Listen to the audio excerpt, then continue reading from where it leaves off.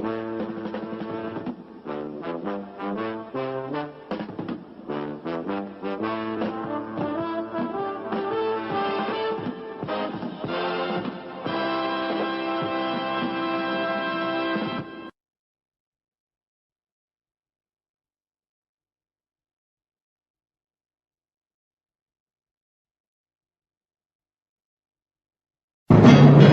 Jeff Meacham Network, Multiverse of Media.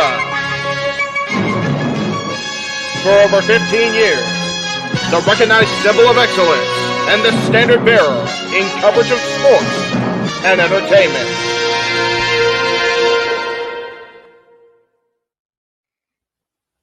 JJ, Jeff, you want to kick this thing off? Because I'm still trying to process everything here. Yeah, it's like, who wants to go first?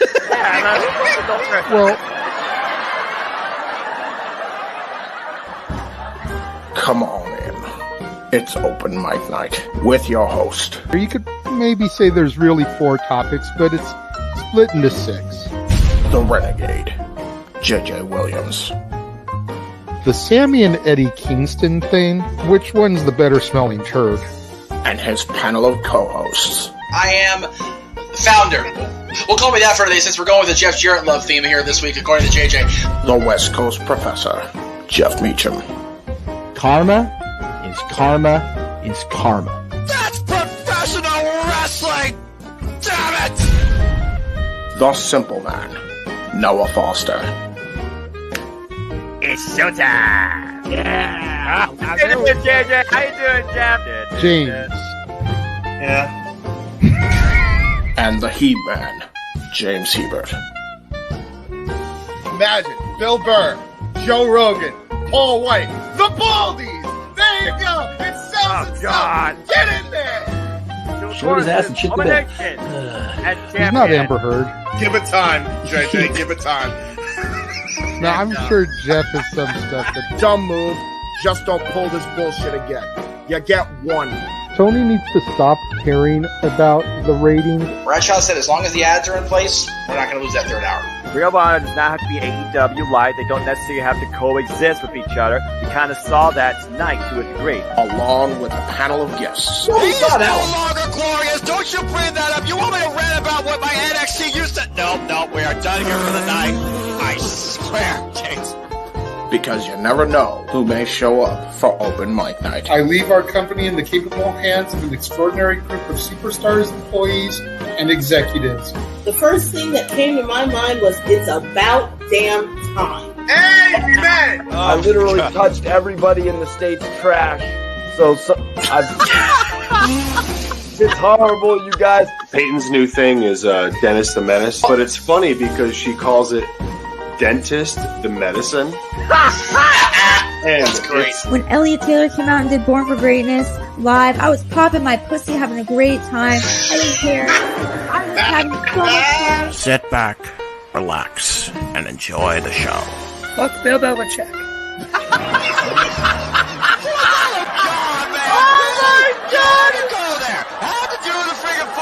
Thing. We ended on wrestling, and then you bring in that shit. That just how the fan goes off the damn rails.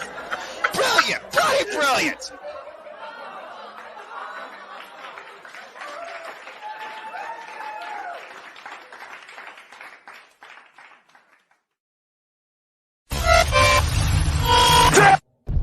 We're here.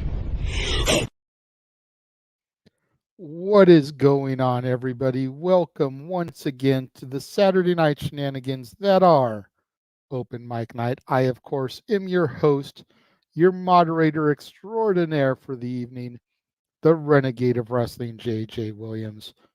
What is going on today? It has been a long day. It has been an exhausting day, both mentally and physically. I can barely get the words out of my mouth. It's been that exhausting. But I digress on that one. It's been an entertaining day, nonetheless. In the last 36 hours, we have seen Mark Briscoe finish his story and finally become Ring of Honor World Heavyweight Champion 11 years to the day after his brother accomplished the same feat. We have seen legends get enshrined in the WWE Hall of Fame. We have seen my NXT stand and deliver. We have seen the rise of Trick Williams, the reascension of Roxanne Perez, and we have seen the first night of WrestleMania. So much to discuss, so much to digest. Let's go ahead and begin bringing in the panel here. First of all, the man who needs no introduction, the man whose name is right here on the marquee, Jeff motherfucking Meacham. What is up, good sir? You're muted. I'm muted. We got no backdrop. We are all medically exhausted. You all leave us alone, damn it. It has been the best kind of tired I can possibly imagine, man. And most of y'all know what's been going on around here, or at least vague ideas of it. And this weekend is exactly what I needed, man. I came off a Kings win on Wednesday. Don't know how they're doing right now. I'll check into that momentarily. But every day after that has been something delightful. My son's birthday, and then the wrestling kicked into high gear. So I am here for this. I'm here for tomorrow for sure. Whew. Let's bring in the team. Let's get this shit going, man. Sounds good. Well, for right now, we've got the core four, the four horsemen of the multiverse, if it were. I'm okay with that. I'm sure we will have more people joining us as the time rolls on.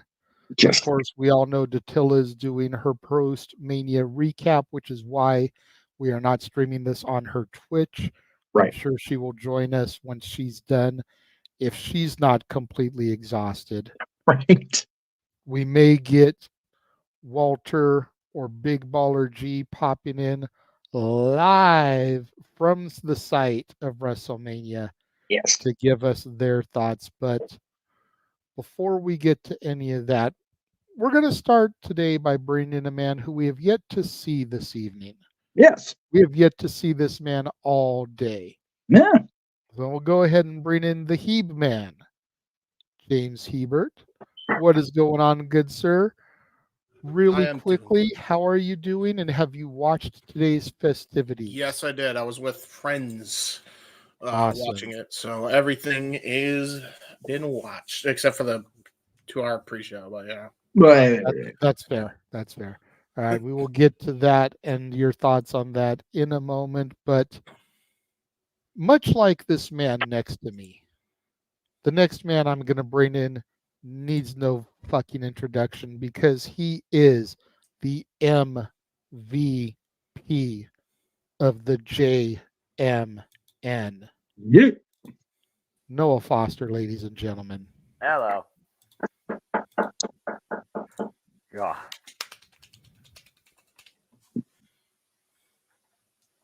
What else needs to be said? We are officially starting a new era, and the world is on notice. WrestleMania 40 is in the book, and the Triple H era has officially begun. And we'll see tomorrow how WrestleMania 40 concludes, and what may be in store for everybody going forward in and out of the world of sports entertainment too. It's been a phenomenal weekend so far of all the wrestling. Still more wrestling left to watch even after this, but damn, what a night. Yeah, absolutely. I mean, I'm still technically on a high from this morning, Noah. Yeah. Same. Stand and Deliver was so fucking good. James, Stand and Deliver was so fucking good that Noah said that this is as close as he has gotten to seeing his black and gold NXT.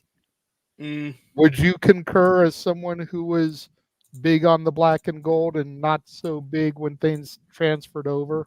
that is the one show I haven't seen yet, so I cannot comment until Boo hiss. Boo hiss at you. Boo this man. I was busy with my uncle's doc stuff, man. Don't okay. He's got a priority. Remember what I say, guys. A year, bro. Priorities for passion. You know what though? We did give a little bit of crap. That's right. We did give the trailer at the start of Stand and Deliver as part of the intro to the show today, and the intro to WrestleMania 2. So, and we will run it again here this evening at some point because once some of the other adults get back into the house, I will be making some tasty alcoholic beverages for the three of us to partake in, and I'm going to need a long commercial to be able to do that. So, well, in that case, I'll make one then too. It's gonna be dangerous night. Because we should toast WrestleMania. It was. There's a question. I don't know if we got there yet or not, Jay. When we do, I'll answer it. But if it doesn't have a super chat, then you know. Well, no. It just. I feel we should toast the day so far because it has been a hell of a day.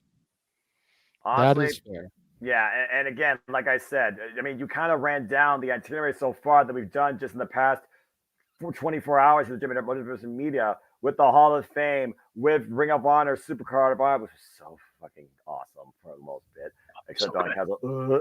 With freaking Stand Deliver, that truly was tremendous. Honestly, the best NXT PLE this era so far. I'll give wherever credit's due. Congrats to Ava Rain. And of course, like we said, we just saw WrestleMania Night 1, outside the fact that the Philadelphia Eagles can play as Latinos, again, it's been just a phenomenal time to be a professional wrestling fan. There's no denying that. Well, I think earlier those guys get brought up again. History, Jeff. History. I had a friend who's watching the replay back. What I thought, and I flat out said, I said it's on its way to being the best WrestleMania ever. And he goes, better than 17. I said, night 2. If night 2 delivers like night 1, Yep, I agree. I think I'm pretty sure I said that at some point earlier tonight. I mean, you could tell right now it's a whole different feel, vibe, environment, in storytelling, in creativity, in showcasing, in inclusion, and in brand marketing, which might be a little bit overkill, at least there was no mascots. Damn it. And again, just the presentation tonight alone felt something completely different. I mean, hell, they've updated their opening moniker now. It's like really taking WWE to the next level. It's like a freaking logo that is fully defined and cannot be broken. We are looking at arguably right now the biggest era ever in sports entertainment history, with arguably the greatest mind ever right now at the helm of it, Triple H. I mean, if we're gonna kick off a brand new era, then tonight was the fucking way to do it. Yep. Damn right. Hot on the heels of last night's Hall of Fame ceremony, where it was admitted that Paul Heyman was the #1 draft pick for Triple H's first Hall of Fame class. Yep. To the new signature tonight, which looked like, if you want to be technical, it looked like constellations in the sky. Yep. The stars of the WWE, if you will. It did. Very well put together to Triple H's Stars announcement that a aligned. new era has begun, to everything we saw today, man. I mean, we finally got the tag titles split up again. We've got a brand new Muppet of an Intercontinental Champion. And I got to call the most electrifying move in sports entertainment history in the main event. I can only put that on par with you two gentlemen in the bottom getting to call the Stone Cold Stunner 2 years ago. Yep. I still have hairs standing up on my arm from what we just saw. JJ, I was literally shaking in my freaking suit during Gunther and Sami Zayn and during that main event match at points. I was on the edge of my seat. And Jeff was shaking in hysterics from my dad jokes and my one-liners. I mean, Jeff, were you keeping count? How many Rock movies did I name drop during that main event? I couldn't. James, you're going to have to go back to our commentary, bro, for the highlight reel. You almost. I was using so many Rock movie titles. I got Walking Tall in there. Yes, I got Doom in there. I got Get Smart and Be Cool in there. I got Fast and Furious and Faster. I got Pain and Gain. I got Rampage. I got San Andreas. I got so many Rock movie references in there. It was somehow fucking comical. And I was waiting for Noah to break, but Noah doesn't do movies. So I was curious how much of it he was actually fucking getting. But this guy muted, but on camera was fucking doubled over in hysterics every time I would name drop something. Yeah. That is the integral rule of play-by-play. I told myself, I promised myself how important and big this felt. I was going to hold myself to a standard because I'm just a fan that's able to live out my greatest fantasy. You came fucking close to breaking me when you said Walking Tall at the beginning, because that is one of me and my mom's favorite movies. Do you realize how tough it is to be play-by-play when I can't counteract your ass? Yep. Damn it. Well, before we get into the one topic we're really going to discuss tonight, let's give people the rundown on everything that happened. Fuck. Yes. Yeah, why not? I quit. Damn it. Well, you see, the good guys won everywhere except one match. I mean, that's pretty fair. There you go. Rundown done. Yeah. Yeah. All seriousness, guys. Come on. I was gonna say when Noah came in, well, nothing to say. It's like, all right, short 20-minute show. Good night, everybody. We'll see you tomorrow. Like, You know we don't do that here, but go ahead. Let me do my thing better than Excalibur, as you said. As we saw in the opening match of the Triple H introduced the new era, Rhea Ripley was able to overcome the man Becky Lynch in the most ridiculous damn ladder match that I saw. That six-way dance, the titles have officially been separated. A-Town Down Under, Austin Theory and Grayson Waller, the SmackDown Tag Team Champions, while Austin Truth, good Lord Almighty, are the Raw Tag Team Champions. We, of course, also saw representation on full display as Jade Cargill jaded Dakota Kai of Damage Control and won alongside Bianca Belair and, of course, Naomi. In what was the damnedest Rocky story we saw tonight, the Lean General Gunther took Sami Zayn to limp and Sami Zayn refused to die. Sami Zayn is the brand new Intercontinental Champion. The lane of the Lean General is over in what was a Latino World Order showcase for Lucha Libre supremacy and pride in the battle of father and son. It was the guy of the title that fell short as Rey Mysterio, Andrade, and some Philadelphia Eagles officially welcome into the group. Were allowed to get the win over Dominic Mysterio and Santos Escobar. Excuse me, I almost lost myself there. And then, of course, it all culminated in our main event. Oh, good God almighty. That match was absolutely ridiculous. As The Rock, the final boss, and the tribal chief Roman Reigns, the bloodline, overcame Seth freaking Rollins and Cody Rhodes, which means tomorrow it will be bloodline rules when Cody contends for Roman Reigns gold. Will Cody finish the story? You have to tune in tomorrow night, Sunday night, WrestleMania 40. But what an incredible start to a new era, and arguably this could be the greatest WrestleMania of our time. World take notice. Yeah, and kind of going back to what you said a minute ago, James, I mean, it was more like a 60-40 split, 70-30 split, because you figure in the 7 matches we had, Rhea Ripley technically is the heel. She won. Yeah. A-Town Down Under our heels. Yeah. They walked away with tag titles. And the Bloodline walked away with the victory there. Yeah. So we had 3 heels win tonight. Of course, the Awesome Truth, as Noah said, walked away with one of the tag straps. So there was a 50-50 split there. Yeah. And then the rest of the matches were babyface victorious. But well, yeah, also, how could I forget with how much we saw tonight? Jey Uso beat Jimmy Uso in their first ever one-on-one encounter. And that was just WrestleMania Saturday. As far as NXT Stand and Deliver, where again, this brand is soon becoming far more what I remember NXT being. Ava Raine, incredible job. Tony D'Angelo failed to dethrone the czar of NXT, Ilya Dragunov. It still reigns supreme. Thea Hale found Henry Klein Jordan, defeated Izzy Dane, Katana James, and Jessie Jane in 6-woman tag team match. Roxanne Perez fulfilled her self-made promise and literally nearly broke Lara Valkyria's arm as once again NXT Women's Champion. In one of the damnedest three-man heavyweight bouts I've seen for the NXT North American Championship, Ola Femi is a super freak of strength and nature, and has such retained his NXT North American Championship against Dijak and Josh Briggs. And of course, the Whoop Dogs, with new gear apparently, didn't see that coming. Damn it.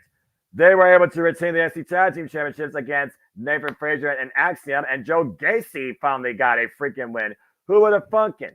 On the kickoff show against Shawn Spears after Rich Holland attacked him before the bell. So again, this Saturday has been insane, but has worked incredible on all cylinders. There's no argument. And we also learned from Ava Raine that the NXT Women's Division will have a brand new NXT Women's North American Championship. And Trick Williams whooped that trick and beat Camille Case in the main event. Yep. I'm so stoked about this Women's North American Championship. I mean, you gotta wonder which women are going to be picked for the division, and if by doing this, they're going to try to clearly define the two divisions. Yeah. And you know, I think that's something that's desperately needed. I understand that you're going to have people that are the North American champion that are going to eventually elevate up to the world title picture. Yeah. Of course, that's what the mid-card title is supposed to do. Yeah. But people that should be in the world title picture, your Lyra Valkyrias, your Blair Davenports, you know, these caliber of women, they need to not be in the North American title picture. They need to not be in that tournament. It needs to be your Kaylani Jordans, your Izzy Dames, your Thea Hales, you know, your Lash Legends. It needs to be these kind of women that are really kind of struggling to have a championship to fight for ever since the NXT Women's Tag Team Champions got merged with the WWE Women's Tag Team Championship. Might I add, still the most irrelevant titles right now, arguably in the industry, definitely in WWE. And also to your point about women and name value and representation and separation distinction, Julia from fucking Stardom might be on her way to WWE, as she was in attendance for NXT Stand Deliver and WrestleMania alongside Rossi Ogawa, with Lord William Regal sitting next to them at Stand Deliver. So it's a real damn thing what's going on right now with Rosie Ogawa and WWE. So this future promotion that he's starting, buckle up. Tatum Paxley's another one. Thank you, Emmanuel. I mean, I just didn't want to sit here rattling off every woman on the roster. I was trying to keep it short. Yeah. Trying to keep it short and name the ones with the most impact, the most equity. The most recognized right now. I would give Soruka a chance in that too, but again, that's a whole different conversation. I'm sure Ava Raine, who right now is following in, again, Bloodline Roots, when you think about, again, who was inducted last night at Hall of Fame, definitely has a plan for this town. And right now, Ava Raine, outside Gail Kim, she's the person right now outside Gail Kim I could almost trust the same level to book a women's division the right way. I'm looking very forward to this. I'll be watching highlights, but I'll be watching. Again, your NXT is getting incredibly better, but weekly television, and that goes for all WWE. This new era of WrestleMania, we'll see. You'll be watching, Jay. Always watching. I am very optimistic with what we have seen in the last 24 plus hours between the Hall of Fame, Stand and Deliver, and Night 1 of WrestleMania, because, of course, I still haven't seen SmackDown. Right. As a matter of fact, breaking news right here on the channel, there is going to be no For the Love of Wrestling on Monday because I have no idea where the fuck I'm going to have the time to watch Impact and SmackDown. With everything that we've got going on, I'm probably not going to be able to watch Impact and SmackDown until Monday prior to Raw. Yeah. So Impact, SmackDown, and Raw will all be on Tuesday for the love of wrestling. No show Monday. It's a holiday. It's a Mimi's day. It's a watch the shows day and take notes. Yeah. Protect your mentality. But with everything that I've seen between the Hall of Fame, Stand and Deliver, and Night 1, I have high hopes for the Raw after Mania that it won't disappoint like last year. I do too. I can honestly say that again. Right now, I trust in Triple H. He truly is the best thing now going in the business. There's no argument, especially what we've seen so far tonight alone. I welcome this new era. I am on board for it so far. I'm loving it. Just one more thing to add to my roster. I believe in the power of positivity. I believe in Positively Page. I believe in Bo Dallas. In Ali, I trust and I believe in Paul Levesque. Yep. However, I do not trust the system and I do not believe in Joe Hendry. Damn it, we almost got you there, man. We almost got you there. What's it going to take? You goddamn right I went there, Datilla. I saw you in the chat, and that's why I had to go there. I need help. I'm in a handicap. Help me here. Seriously. She's got to get ready to do her own recap. But you know what? In all fairness, Noah, I said his name, and he shall appear. There you go. All right. There you go. Anyway. There you go. I could recap also last night's Supercard of Honor, but I think we've done enough recaps over today. If you haven't watched Supercard of Honor, what you doing? So what are you doing? What are you doing? That being said, what are we doing besides literally shooting the breeze at every result possible? And for those that haven't watched, spoiler alert, you were warned. Now, that being said, JJ, you're the host. You got topics. I'm working on church stuff, but I'm here in attendance. So in my own way, I'll go ahead and execute. I'll go ahead and, cue you. Let's get right into it. Honestly, I'm not trying to keep us on the air too terribly long here this evening. Good idea. I know we're going to do a little bit of a post show tomorrow as well. So me and Jeff already talked. We can do like one of our topics that we were going to do tonight, tomorrow after WrestleMania Night 2. Nice. Tomorrow we are going no longer than 2 hours. I'm going to hold you to that for, like I did for last post year. show. Exactly, and I kept my word last year, did I You not? did. You did. That's why I'm going to do it again, to make sure. So tomorrow we're going to go no more than 2 hours. It's a work night. It's a school night. I want to try to keep us off the air in under 3 tonight. Okay. We started at 8:30, 11:30 your guys' time. I want to be done by 11:30, 2:30 your guys' time because God damn it, the WWE wants to kill us and I have to be up at 6:15, 6:30 to do the goddamn Slammy Awards tomorrow. Yeah, oh shit. I gotta fucking wake up and do it with you, don't I? Yes, sir. Put a little makeup. 2 hours and 30 minutes, starting right now. I get that reference. The music. the main topic.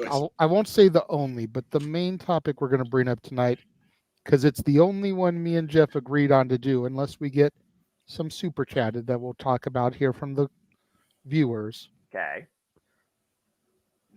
Bill Brooks. Yeah, we knew this was gave coming. a hell of an interview earlier this week. For those that don't know, I don't watch interviews. I have no idea. Where he addressed numerous elephants, numerous skeletons, but primarily it was the first time. Think about this interview, Noah, kind of like when he exited WWE and sat down with Colt Cabana. Mm-hmm. This was the first time we heard Phil talk about Brawl Out, his AEW run, All In, Jack Perry, and so much more. Uh-oh. Everything he could. Unfiltered, unscripted, there were certain unrestricted. things that he couldn't talk about because of an NDA. Brawl Out. That was for Brawl Out. Yes. However, he did say to Ariel Helwani that he didn't have to sign an NDA for anything he did that day. Mm-hmm. He had to sign an NDA for the other shit that went down. How does that work? That means, Noah. That means that he wasn't in the wrong. Yeah, legally. Pretty much. Legally, the Young Bucks are goddamn stupid. That's what that means. They're the reason it happened. That's another one you're gonna like, James, when you go back through our watch along call. Yeah. Oh boy. I made the joke. I made a reference about it was nice to watch a pair of brothers have a super kick party that actually knew what the fuck was good for business. Yep. Okay. But right. I'm gonna leave that alone right there. That's not what we're here to discuss. Phil Oh, Brooks' kind of. interview, though. Yeah. Jeff, I know this was something that you really wanted to get into. James, I know you got into it a little bit this morning. I did see part of your show before we went live with Stand and Deliver. Mm-hmm. I did not take full-on notes of this interview. So I'm going to let you guys kind of lead the main points so that we can try to fill Noah in as best we can, as efficiently as we can. Big G, welcome to the chat room, bruh. The link is in the open mic night chat. If you have got 5 minutes, 10 minutes to pop in and let us know what it was like in the arena live, please come in, bruv. Yes. We would love some people that were there to give us live reactions. And Walter, if you're watching and can hear this, same thing, bro. Jeff, go ahead. I see you keep trying to put your hand up, so I'll throw to you first. All right. What I'm going to say is just pretty much disclaimer stuff. Okay. All right. So, everybody, I said this as we were leaving the other room with Noah. Everybody in here, everybody watching, all of you watching across the multiverse, everybody in the room knows that we all have an opinion about what happened between Phil Brooks and everybody else at AEW. Everybody knows that in one way or another, we are all very passionate about those opinions. Yes. What happened between Phil Brooks and AEW. Because I like to leave this ticker running because this is like one of the best tickers I've ever put together, but I want it to stay there. I'm not going to put up the views and opinions of this does not belong. This is only this person. Like, fucking done. Like, figure it out. So everybody is going to say what they're going to say. It is their views and not necessarily the views of the Jeff JMN Multiverse of Media, myself, JJ, anybody that owns a channel, runs a channel, whatever. Yes. Big G did just pop in, so let's go ahead and bring him in real quick before we get to this. Big G, what was the energy like, man? Talk about the crowd. Talk about the electricity. What's up?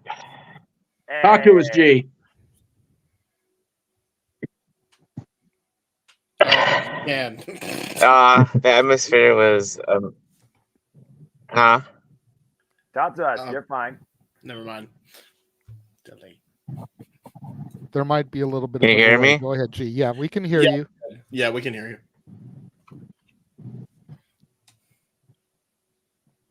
I can't.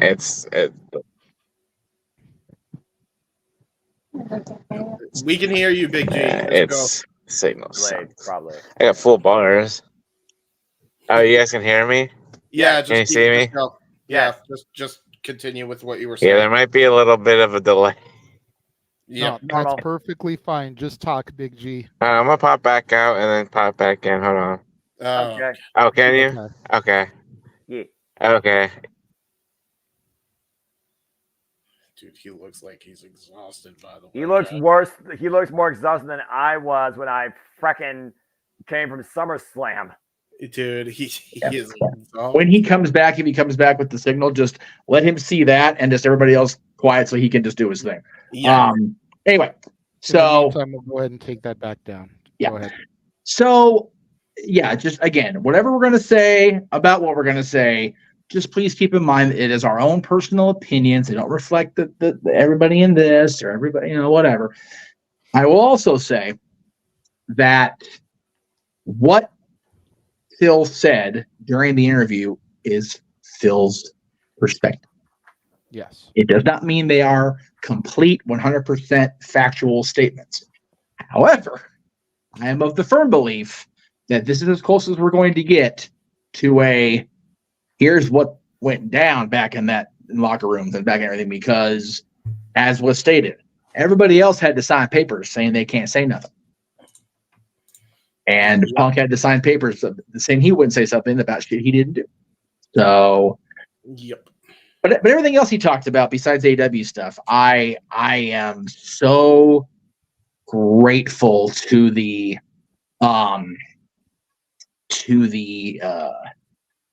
foresight of Nick Khan, of Paul Levesque. In the moment of discussion, even Vince McMahon, for having this, like, you know what, we probably should bring this guy back. Punk stated during the interview with Ariel that the wheels were put into motion the Monday before Thanksgiving. So for perspective, that was the Monday before Survivor Series. Yes, sir. I just want to address Big G so we don't have to do it in the chat. We completely understand, bro. We would love to have you for Raw after Mania. Please do. So yes. Get your rest. Get your energy back up for tomorrow. You look exhausted, as you said.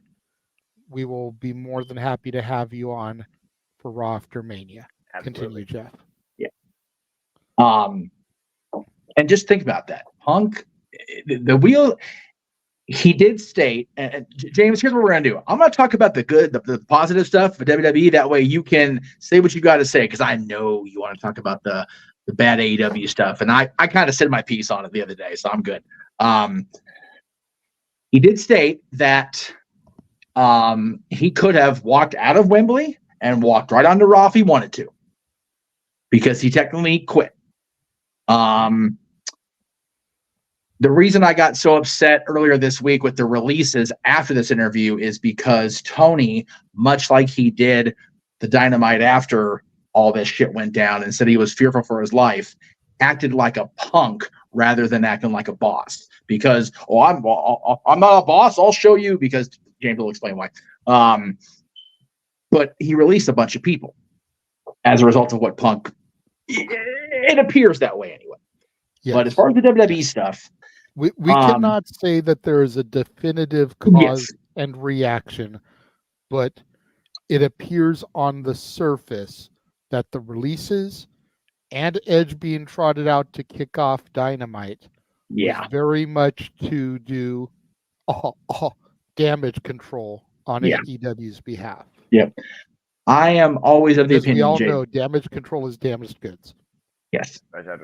I'm always of the opinion, JJ, and you know this better than anybody. If it walks like a duck and it talks like a duck, it's now out of the playoffs, and it's usually a duck. Just talk about what I'm seeing.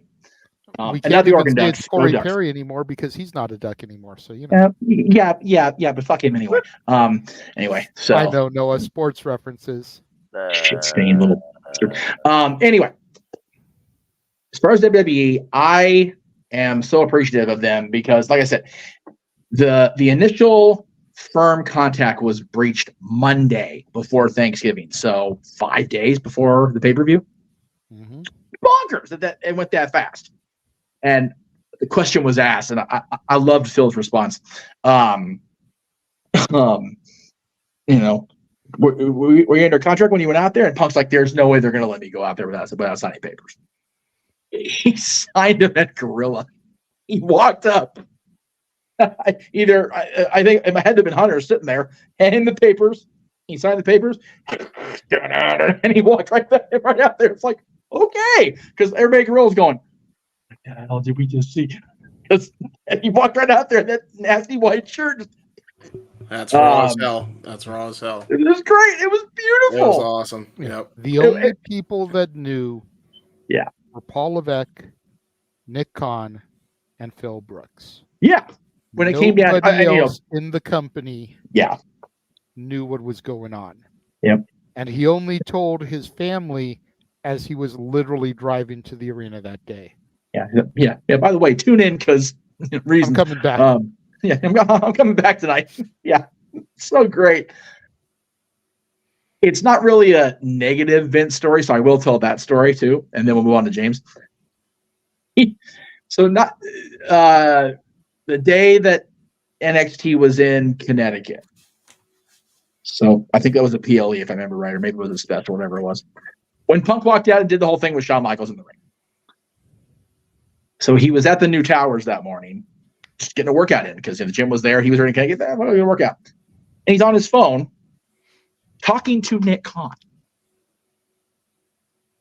And Vince's people walk in. Oh, I got the phone. This is like people be on the phone, and he's looking at Nick on the phone.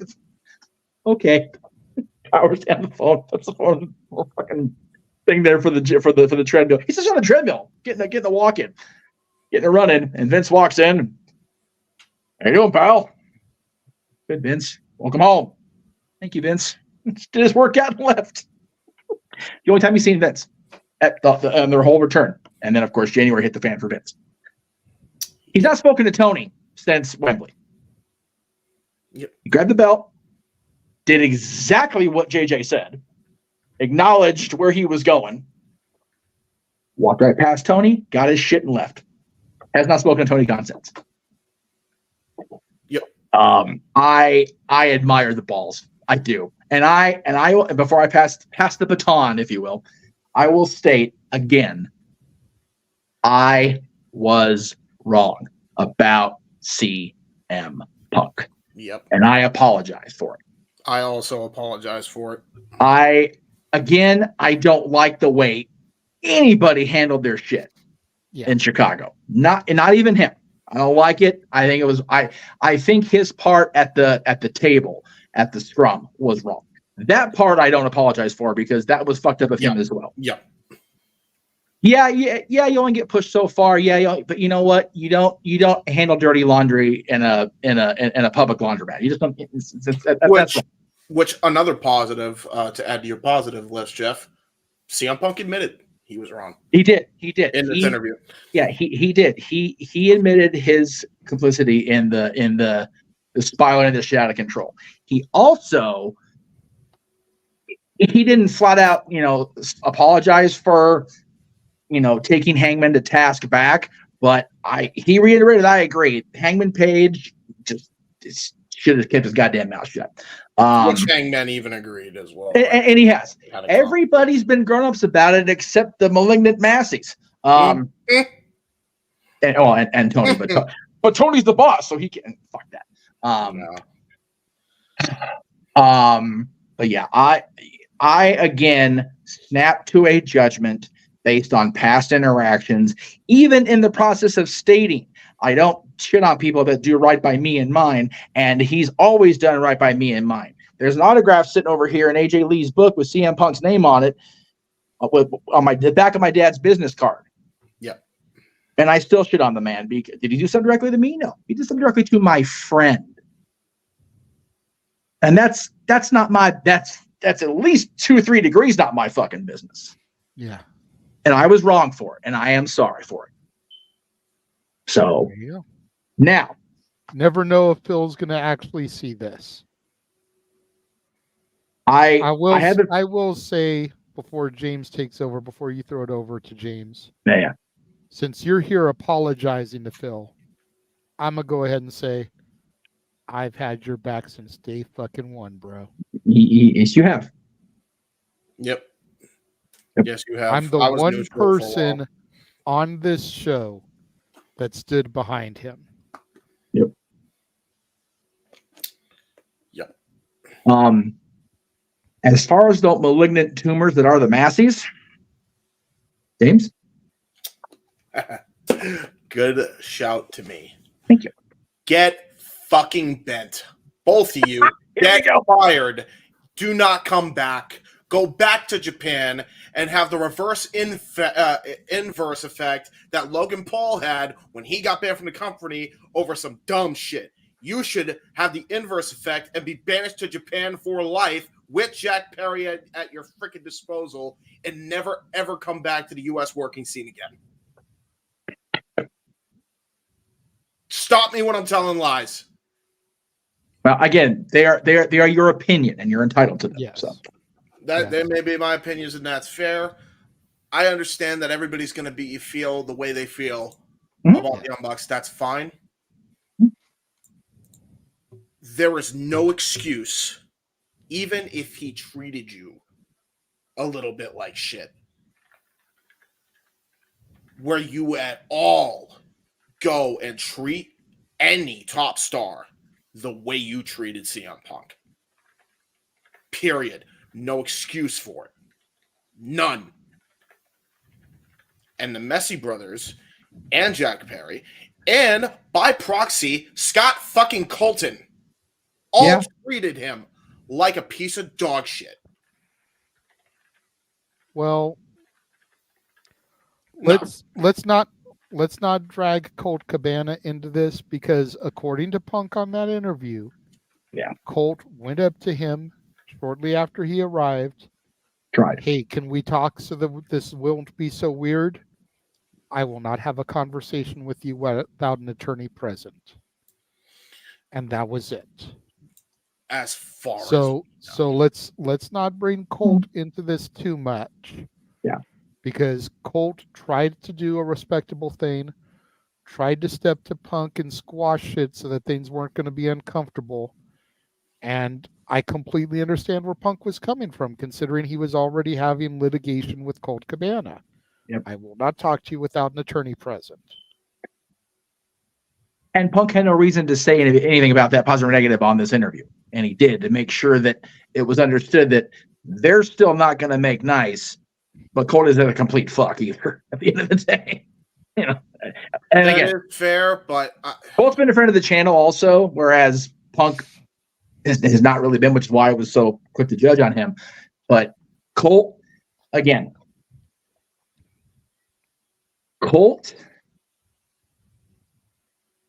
Scott and Phil made decisions in heated moments between Scott and Phil. And Scott was more wrong. If you believe everything at face value, Scott was more wrong in the 2014 scenario. But according to Phil, Scott tried to make nice. He just wasn't allowed to without a lawyer present. And I completely understand Phil's perspective on that. So I would, for one, be willing to almost give Scott Colt and Colt Cabana a pass. And I know I'm using government names, and Drew McIntyre is going to at me if he hears this, and that's fine. Whatever. But I just feel like while the situation between Colt and Punk is what really got this rolling down the road, Colt didn't ask Adam Page to drag him into this shit. No. And Punk even said at the scrum, why the fuck am I even talking about this right now? Yeah. This litigation's 7 years old, and before I do pass for sure, I have had strep throat every year of my adult life. Becky is a fucking badass if she had strep throat today. Jesus Christ. Yeah. I was waiting for a break so I could say shout out to Becky for going out there and handling business with strep throat, if that is in fact true. Not that I don't believe Arlene. She's one of the few people that can come in here and post stuff, and I will generally take it as it's actually true. Unlike some other people that post comments in here. But just because we're not near Becky and we don't know her to ask her, but still, if that is 100% accurate, shout out to the man for going out there and still doing stuff, because to Emmanuel's point, those temperatures out there did not help her. No. That does not help you in that condition. Even Michael Cole, I heard in a commentary, Michael Cole did say that Becky Lynch has been sick all week, actually. Yeah. And McAfee mentioned 102 fever. Strep throat is no joke. Becky is the fucking man now. I don't give a shit. She's the fucking man. Do that with strep throat. My goodness. Anyway, James. Now, hopefully she doesn't get Rhea strep throat. That's the only hope. Very contagious shit. So, yeah. So, look, I still have my reservations on it, because it's not like it hasn't happened before. Which is the whole reason for the lawsuit to happen in the first place. As Colt has admitted, he did wrong. So wouldn't be the first time, he talked with people without probably thinking about it first. And in fairness to Colt, even if it did happen, okay, I could buy that maybe, all right, they're his friends. So he thought he could trust them. Hope he learned his lesson now on that front. Because again, at the very least, the Messi brothers need to be gone. There is no other way around it. Your fans have literally said in droves they need to fucking get out of there. Yep. There is no more second chances. There is no passcode. There is no collect $200. You either fire them outright or strip them of their EVP status, and they never get it back. And you keep them off TV for a year. That's what you do. You could be a fan of the Elite all you want. You could hate that we're talking about this for the upteenth gajillionth time all you want. The fact is, we have not gotten the truth until now. Just because it came from Phil does not mean, especially with what happened in Brawl In, wasn't true, because there is a fact of the matter of not only did Punk say this is exactly how it went down, of all fucking sources to admit this is exactly how things went down, DJ Woo Kid corroborates Phil Brooks' story. Right. And the only reason why it looked crazy is the fact that Jack Perry put himself through glass and was bleeding because of it. Like an idiot. So, yeah.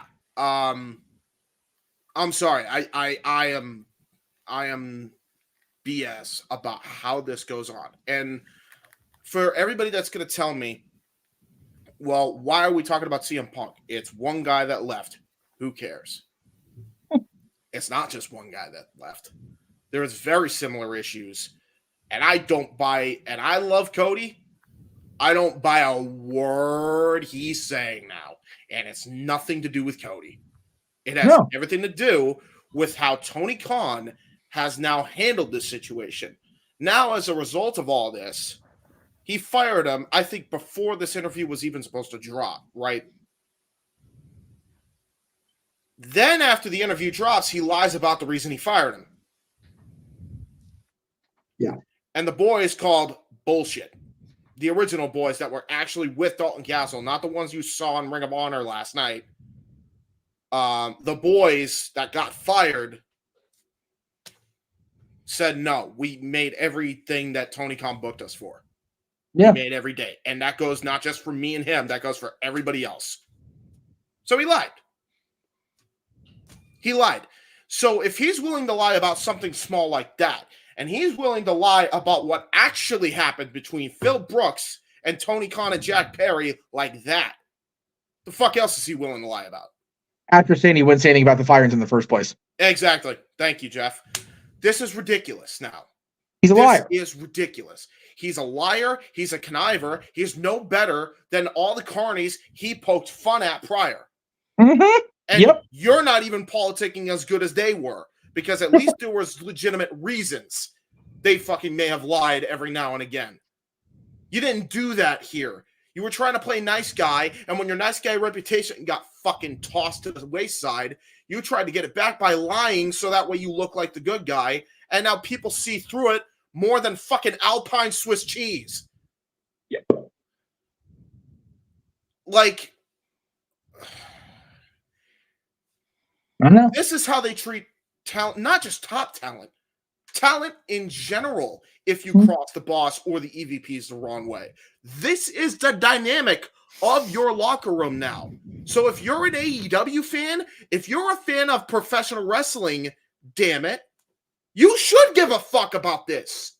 Yep. You should care about how Punk was unceremoniously removed from AEW after drawing in millions upon millions of dollars for that company, and it meant nothing because of one little thing that he said to a friend of theirs, and they got so pissed off that they decided to make his life a living hell for his entire time, which was supposed to be another summer of Punk. Mm-hmm. Egregious. Fucking disgusting behavior, and you're going to just tell me this is okay?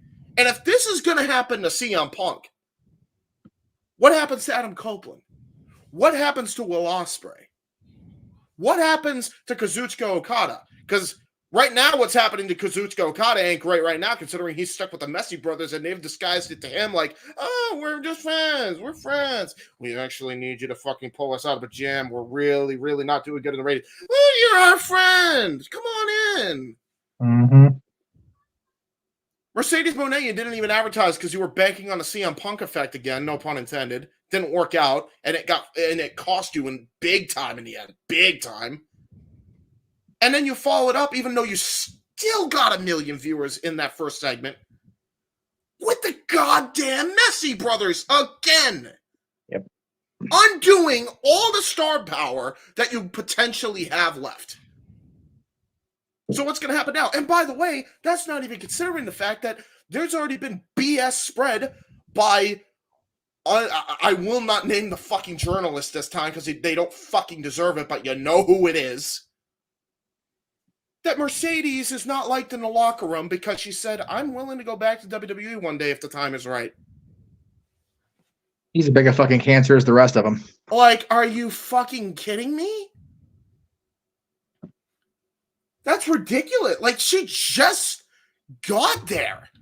Like, whatever. She's not the greatest to work with. Yes, she's probably more difficult than Phil. But the woman just got there and you're talking shit already? Yep. What the fuck is this nonsense high school level bullshit? Get a grip on reality. And by the way, I saw on Twitter, sorry, this is the last thing I'm going to say, and then I'm going to wrap it up with my final point. Fucking Punk asked Tony, please do something. Be a boss, please. And Tony replies to him, what do you want me to do about it? Here's how easy that is. Hold on. Here's how easy that is. Take the headphones off and Gorilla. Look at Jack Perry directly in the fucking eyes and say, unacceptable bullshit behavior. I'm suspending you for 2 months. Get the hell out of my building. You ever do that shit again, I'll give you the pink slip this time. Like a boss. That's it. And after all this shit, if you see a certain scumbag of the Jeff Beecham Network Multiverse of Media appear on Raw tomorrow night in Maxwell Jacob Friedman, MJF. Monday, yeah. Or tomorrow. Oh. Sorry. Monday, we technically on Sunday in the East Coast. That's fair. That's fair. East Coast. But you know what? He could be at Mania too, so he's not wrong either way. Mania, Raw after Mania. Don't be fucking surprised. By the way, his shop is 404 on Pro Wrestling Tees and AEW shops, folks. Yep. Guarantee you they don't want to make the same mistake they did last time when Punk went to the WWE. Yep. And he ended up selling out both merch stores with his merch just off of one appearance. Fabulous. So, period. End of fucking story. Fire the Messi brothers. There is no place for them in this company anymore. And the fact is, you got better EVPs in Kenny Omega and potentially Bryan Danielson any goddamn way. Yep. That's it. I got nothing else to say to this. I'm putting a cap on this. I never have to talk about this again. Okay. Punk proved my point for me. There's my rant. Before I throw things over to Noah to get his thoughts on everything he's heard, because I know after hearing this information, he's got something to say, even if it's just a simple retort. I also know that everything he's heard isn't going to change his feelings on AEW and the product, because that is his passion. He loves AEW. He loves TNA. He loves all things professional wrestling. The only thing I'm going to say to kind of counter what James said, as far as the locker room having issues supposedly with Mercedes now, going back to Tony Khan, he ain't doing anything to help that situation. Supposedly, AEW has rankings. Supposedly, the rankings are based off of wins and losses and matches. So how do you have a number one contender that is going to face the winner of Julia Hart versus Willow Nightingale, and she hasn't had a fucking match yet? Yep. He's a good question. So doing things like that, where Mercedes seemingly is going to jump the entire division line, doesn't do anything to help her. There have been opportunities. There's no reason why she shouldn't be having a match on Dynasty. Yeah. But it's looking like her very first match won't even be until Double or Nothing. Mm. And she debuted in March. She's not going to have her first match until the end of May. And it's a world title match. TBS title, but still. It is okay. With all personal respect to Mercedes Moné, she's not Hulk Hogan in WCW. Okay, your first match shouldn't be for a title. That's absurd. A title that she will probably win because Willow should have never been New Japan Strong Women's Champion. It was supposed to go to Mercedes. So, realistically speaking, Willow's probably going to dethrone Julia, carry it for a month, and then lose it to Mercedes. Which, especially considering the fact that she goes heel anyway, that's not the worst thing in the world. Well, fair, but my problem with that, and I'm gonna invoke JJ's emotion here. How much did we, even me, shit on the Charlotte promo? I don't jump the line, I am the line. Yeah. Fucking Mercedes doing the same shit. Yeah, she is. But Tony's not just a fanboy and a copycat. And Willow is again getting completely deflated. She's been on this miraculous climb, getting pushed to the moon ever since she defeated Mercedes. Yep. If she hadn't defeated Mercedes, she would be a jobber. At best. If not sitting in catering. I love Willow, but let's be real. Prior to defeating Mercedes, she barely won. Yep. After winning the New Japan title, she got pushed. And they're going to have her defeat Julia Hart more than likely. Yep. Just to give the championship to Mercedes, considering she was supposed to have the other title. Yep. And do you know why she got the strong push after winning the New Japan title, JJ? Why, Jeff? Which NorCal journalist who shall not be named is a big New Japan mark more than anybody else? Who's a big mark for Tony Khan? Yep, there you go. But that was one of the things that Punk said in his interview that made me laugh and that I loved. If you are wrestling for star ratings and you're only selling 600 seats in an arena, we're not in the same business. We're not in the same business. Yes. You don't. Yep. You don't deserve to compare yourself to WWE ever again. Darren Noah is tired, one. And number two, I know Noah. He hates this negativity type of talk. Yes. But it's news. It came out this week. We're open mic night. We try to stay away from the negative if at all possible, but if it's newsworthy, it does need to be discussed. And this is the first time somebody has really gone on record and discussed what went down. Yeah. So it's conversational. It's topical. But Noah, I'm going to go ahead and throw it to you. Let you get your simple thoughts out. And then we will try to find some way to swing the conversation so that we can get back into more pleasant discussion. Okay, that's all done. Idiots, business, ... summary, buffering, ... don't be a fan, be a man. Simple as that. Dude. Yeah. That was the greatest 5 seconds in the history of the show. Yeah. Yeah. Because he's right.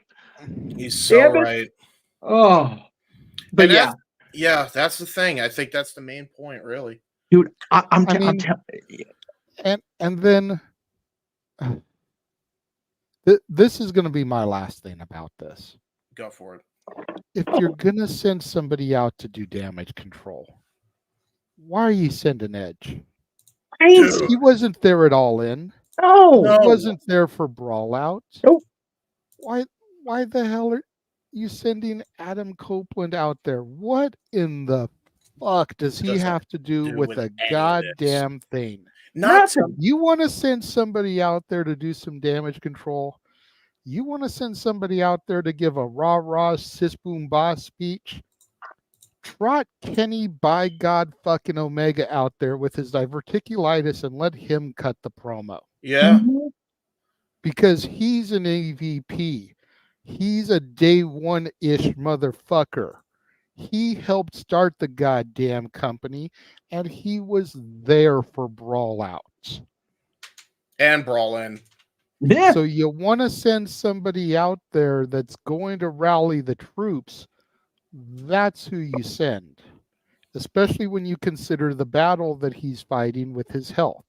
Yeah. That makes it even more dramatic. What is absurd. You don't send Yeah. Edge out there to give a rah-rah speech when he has fuck all to do with it. And I love Adam. Yeah. I'm not trying to hate on Adam. I'm not trying to bring Adam down.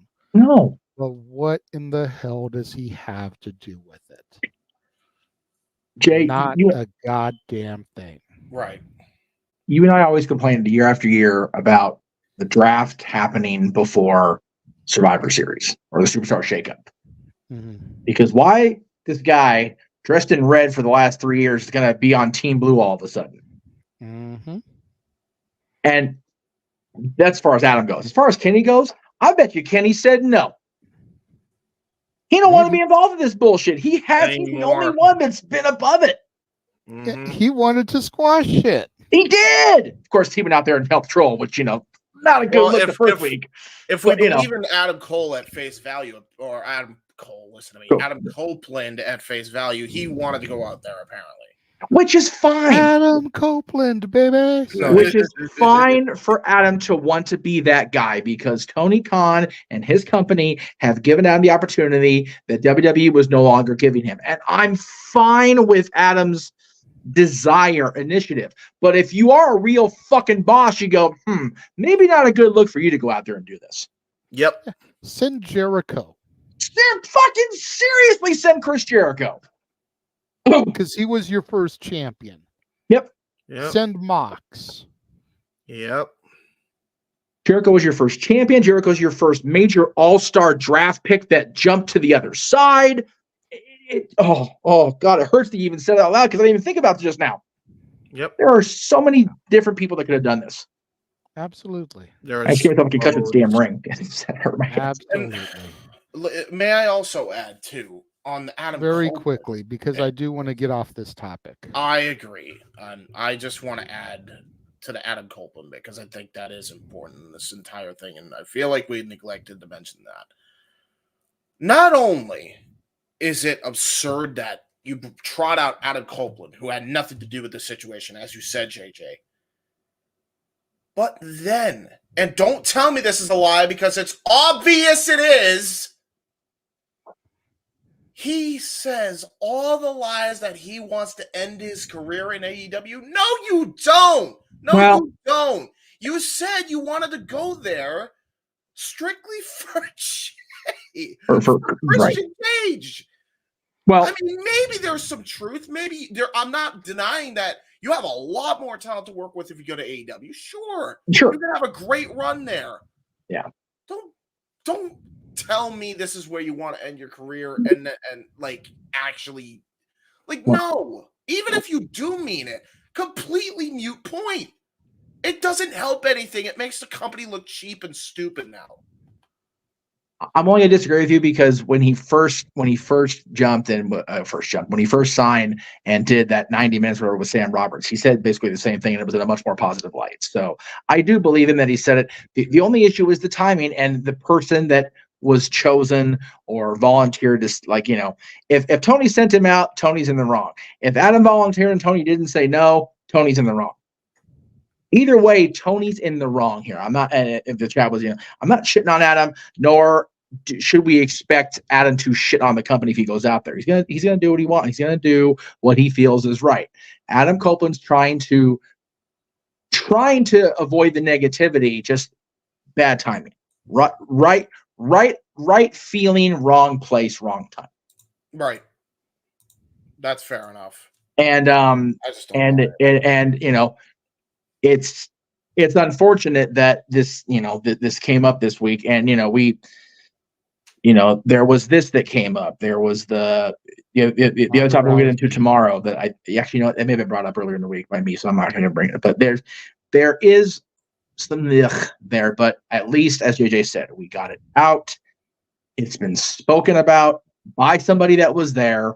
It's been recapped by us, and hopefully, because it's Sunday now for most of you, this can be the last time this entire shit has been brought up. Yeah, man. And yes, what's up, Cleaver? Good to see you, bro. Good to see you, brother. I'll definitely watch the press conference back. It's just, you know, same. Saturday night till Mike night. It's, you know. Yeah, if I don't get to see it tonight, then I'll probably watch it between the Slammies and night 2. We'll have time. Slammies gonna have us up at 7 or 6. We will hopefully have time. Right. Yeah. So. Again, I don't want to jinx things, but there's no definitive, oh, it starts at this time, it ends at this time. Right. Like I threw out there to Jeff. And again, knock on wood. Let me move my phone here so I can knock my wood TV tray. I'm not saying I want this to happen, but considering they're broadcasting this from their world experience, their fan access, if you will, what's to say that they're not going to give out the first award at 8 o'clock a.m. Pacific? That's 11 Eastern. So do the math from here on out. The next award at 8:30. The next award at 9. The next award at 9:30, and kind of spread it out, because what better way to get fans to come to the stage and maybe alleviate some of the pressure in the lines than to spread things out on the stage and give them out periodically instead of over a 2-hour time span like a typical award show. So again, I don't want that to be the way it happens. Jeff don't want that to be the way it happens. But who's to say that that's not going to be how it happens? Mm-hmm. That is how it. Thank you, Emmanuel. Yeah. Thank you, Emmanuel, in the chat room. I love you.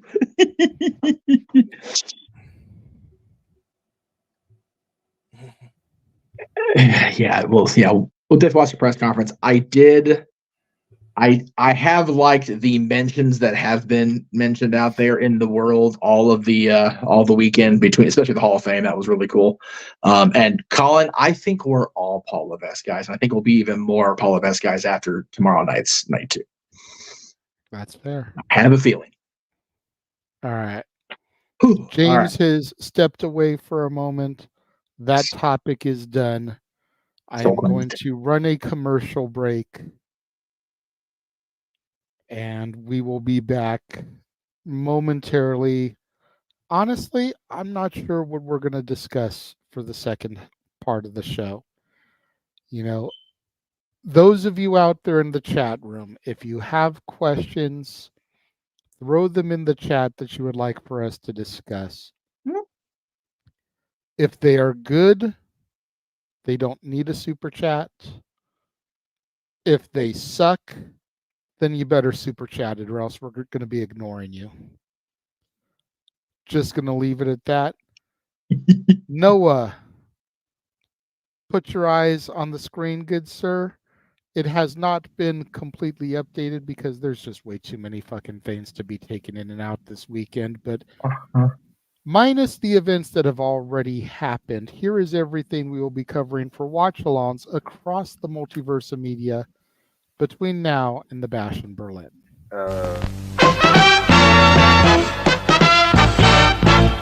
And now, preview time. So let's take a look at what's coming your way.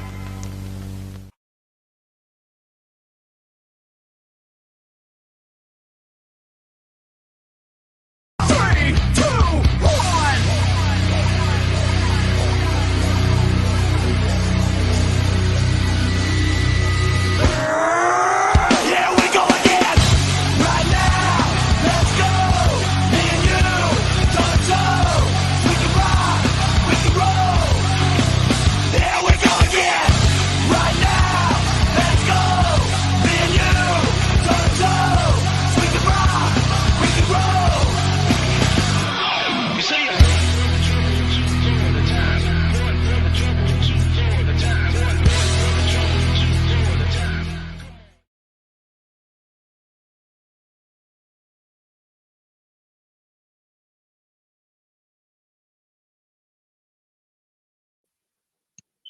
Even in semi-horse mode, sort of, and fatigued since being up since 7 a.m. ET. I always tell you all the same thing I love to say. All the wrestling, all the wrestling, all the wrestling, all the wrestling, all the wrestling.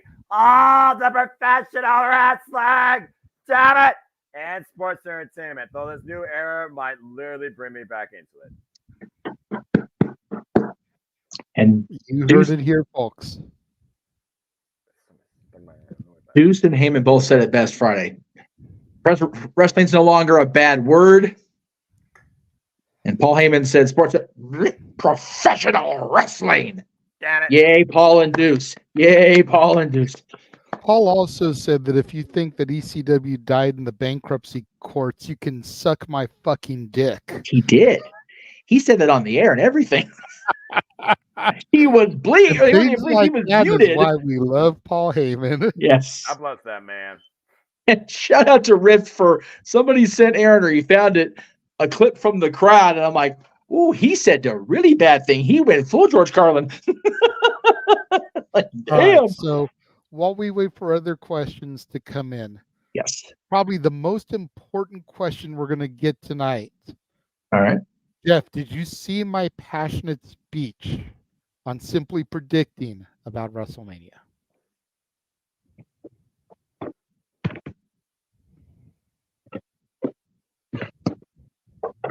What happened?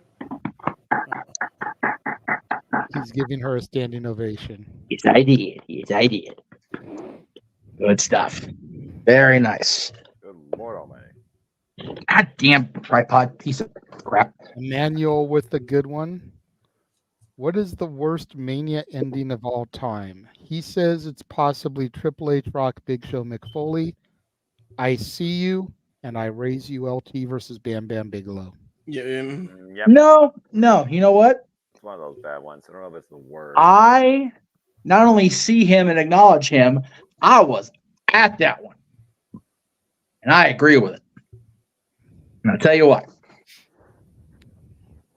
For those of you who don't remember WrestleMania 2000, let me give you a brief recap. Oh, Lord. So McMahon in every corner. Whatever. Vince comes back out after getting laid open by the kid, Shane, Pornhound's pal, and hits The Rock with a chair, despite having been in Rock's corner, having come back from self-imposed exile after Stephanie and Triple H turned the WWE into the McMahon-Helmsley era.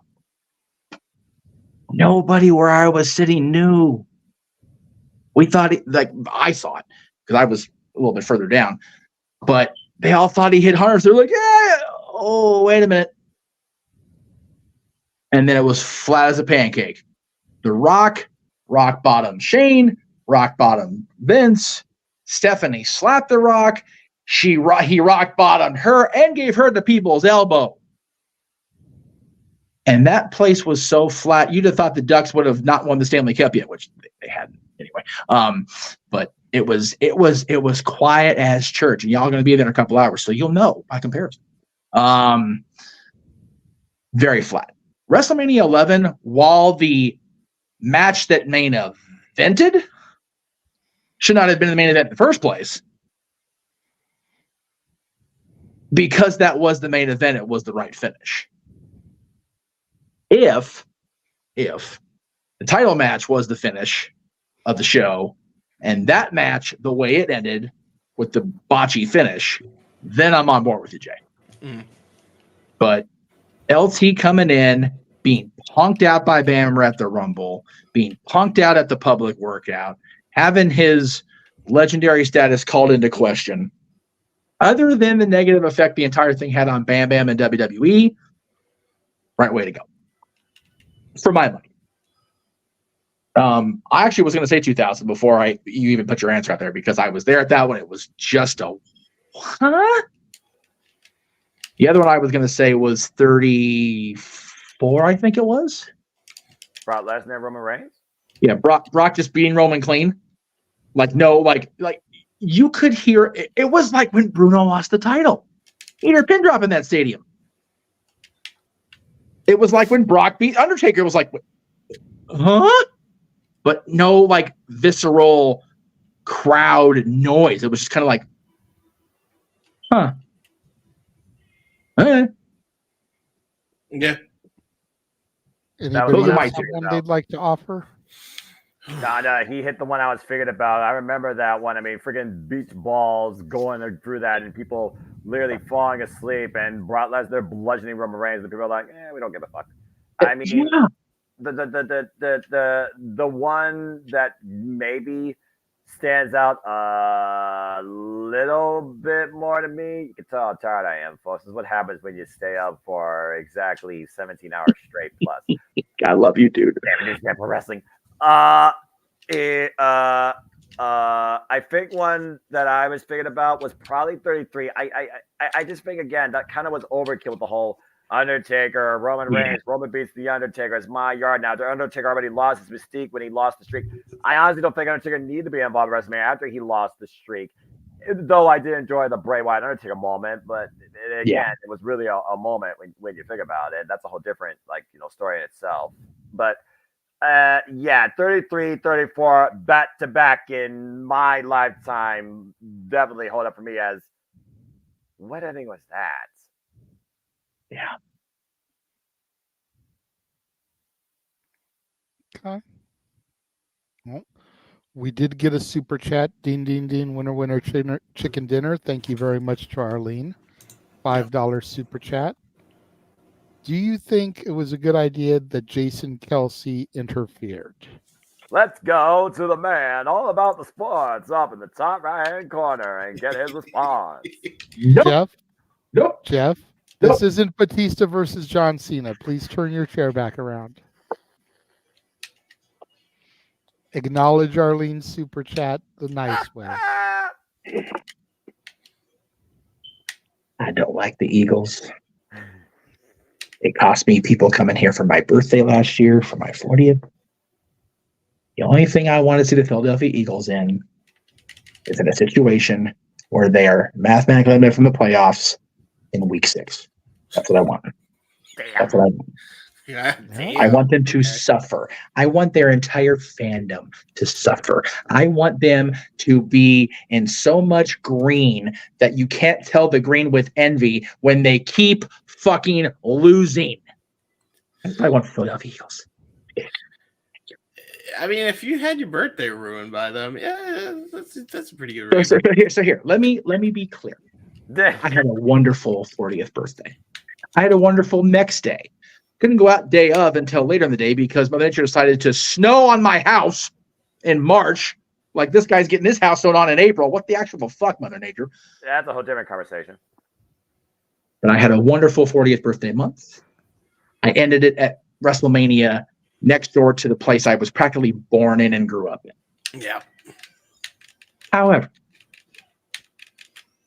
had the Philadelphia Eagles not announced they were co-hosting WrestleMania in their stadium, the people back east, including Walter, Big Chief, may have come out here to celebrate with me and mine. So for that, and for the obvious fact that they're in the same division as the Dallas Cowboys, the Philadelphia Eagles can go fuck themselves forever. Okay. Now, my friend, my friend and his family, excuse me, one of my best friends, God bless him, and his family are tired, die-hard Dallas Cowboy fans, and even I'm going to see my friend tomorrow and ask, hey, Vaughn, how you feel about the Philadelphia Eagles? And I'm going to see what his response is and relay it back to you. Because one, he doesn't watch WWE. Two, he does die hard watch and support his Dallas Cowboys, wears gear and literally has furniture representing them. So, that's a conversation of a different sort. But my friend probably somewhat maybe echoes your passion. Maybe not your visceral, because you do have a personal reason behind it, and also my situation. Whereas for passions, I'm lucky to be financially stable enough to sustain where I live right now. Lord be with me all the day, all the time. But that's a whole different conversation. Personal life matters are my own situation. I get them to the Lord. But again, football, WWE, sports entertainment, professional wrestling, all underneath the same banner. Damn. Yeah. All I'm going to say for my response to Arlene's super chat is the babyface team of the Latino World Order, Rey Mysterio and Andrade El Idolo, needed a run-in to win, Yeah.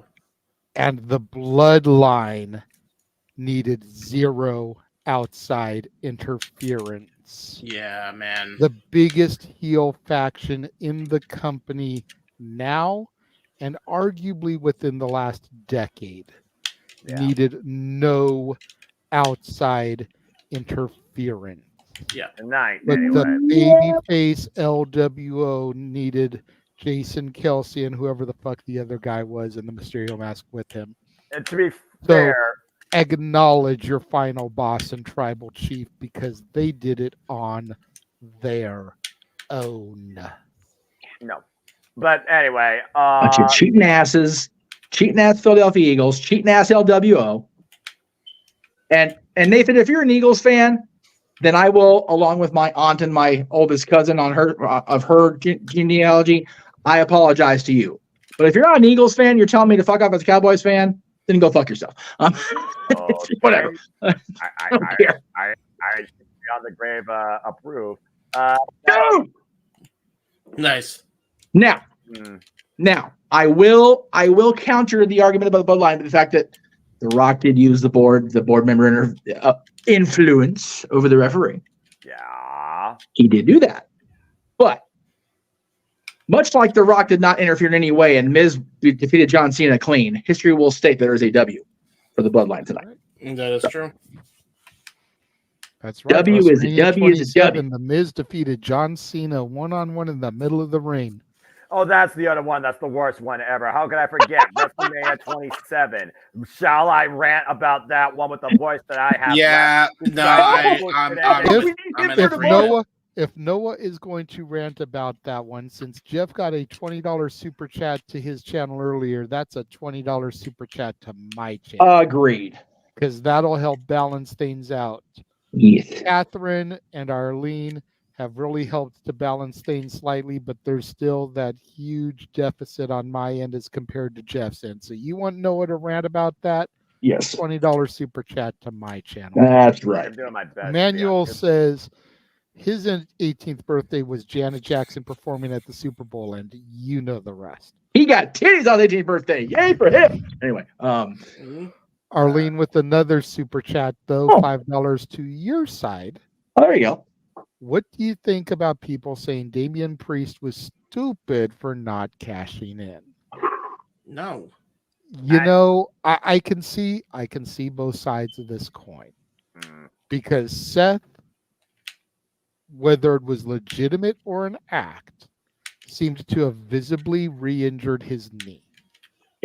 Yep. So why would you wait until tomorrow when you could have lost the tag titles, won the world title in the same night, and then you're marching in to fight the Scottish psychopath tomorrow for the World Heavyweight Championship in a defense? Yep. So I can see both sides of it. I wouldn't go as far as to say Priest was stupid, but I feel the Judgment Day has a plan. I'm gonna say It's a plan. he's not stupid for two reasons. Number one, Judgment Day had kind of a rough day today, other than Rhea, as expected. That's constant. They can recover with Damian Priest doing his thing. Number two, where was Seth Rollins in placement of matches tonight? Main event. Last match. Who did Seth Rollins get whooped on by tonight? The Rock and Roman Reigns. Rock. What was the enduring memory as we faded to black? The bloodline and the member of the board standing tall. Yep. If I'm Damian Priest, I'm not messing with the final boss in his moment of glory. That's fair. I'm not messing with the tribal chief in his moment of glory. That's fair. And I'm also not trying to cash in when Cody Rhodes is sitting in the rain as well and can help to beat that. Yep. Yep. What you do? Seth saved Cody from the spear. What's to say Cody wouldn't save Seth from the cash-in? Yep. Tit for tat, baby. Getting back to Jan Jackson. But either way tomorrow, because Seth, if he does retain, is going to be a battered, broken champion. Damien cleans up the pieces. If Drew wins, it's going to take everything Drew has to beat Seth into that state. Because Seth is not going down without being shot out of the sky, bludgeoned with weapons, all the things. Drew will be exhausted. Damien takes advantage. And he'll be trying to find gear because UPS lost Drew's damn gear for the weekend. So Drew's already going to be in a shitty mood anyway. Yeah. And you know it feels like I loaned him his gear. So Drew's going to walk in there. Hopefully there's a store in Philly that'll sell a kilt. Right? Yeah. That's weird. Talk to my friends in Philly. There's about to be a Scottish store somewhere. I was gonna say he could just go back to his old trunks and then go with Broken Dreams on top of that. That's a rough take, Emmanuel. That's what we talked about in the first hour and a half. I wouldn't be going anywhere near TK's number if I'm Drew Galloway. I'm staying the hell away from there at this point. I'm sorry, but I have to say I think Drew would go back to TNA as there opposed you to go. going to AEW at this point, but that's just me. I think that's a Noah? fair analysis. What? Noah, what do you think about this? Was Damian Priest stupid for not cashing in tonight? No, because so far every cash-in has failed in misery. You think Roman Reigns and The Rock will let Damian Priest usurp their winning moment? No, I think it's wise to wait for tomorrow when you don't have any bloodline involved, where at the end of the day, they're the only ones that you expect to acknowledge. And I think, honestly, he's got the best chance this entire run come tomorrow. Time is running short with Money in the Bank looming in Toronto. Still debating if I'm going to go to that. Don't know yet. But at this point, yeah, I think the best bet is to see what happens tomorrow and pick up the pieces. If Seth miraculously wins, well, everybody losing the predictions on that point, but you very much have a very realistic chance to have a new World Heavyweight Champion in your Money in the Bank, finally. So I say tomorrow is his best and not last opportunity. You make the point about, not wanting to steal the moment from the tribal chief and the final boss. Jeff made a similar point. But considering he's not coming for Roman's title,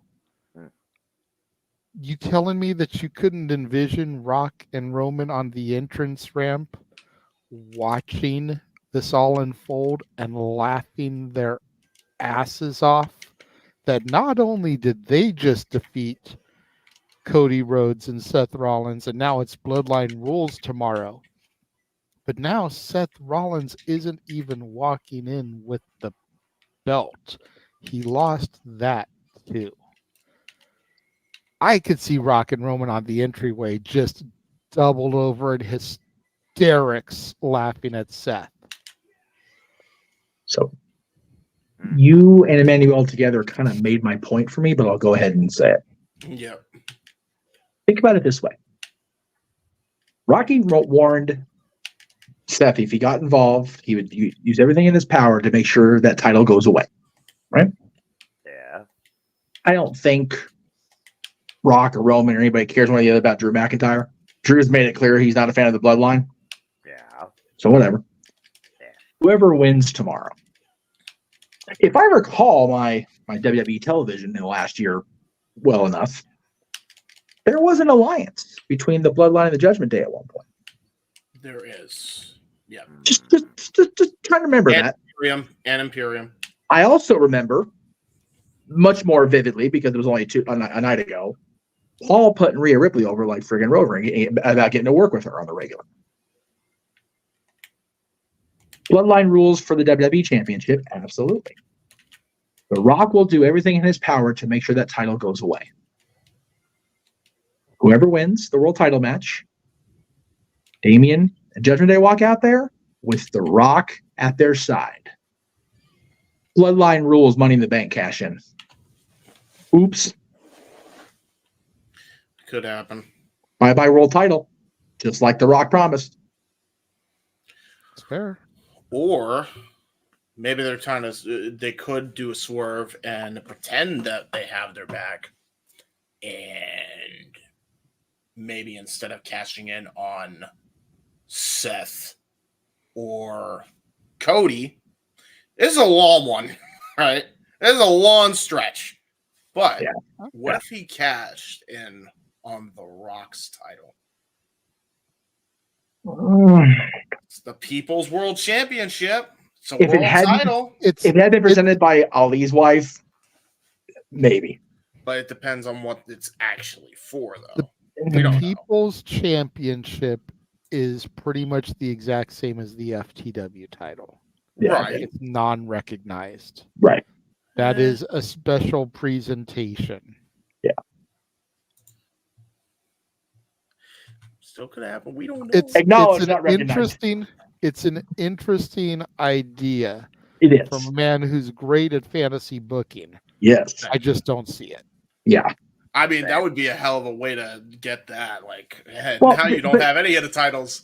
But I mean, yeah. But I struggled to find the word the other night. There's no long-term equity in Damien taking the Rock's title from, other than just being a dick.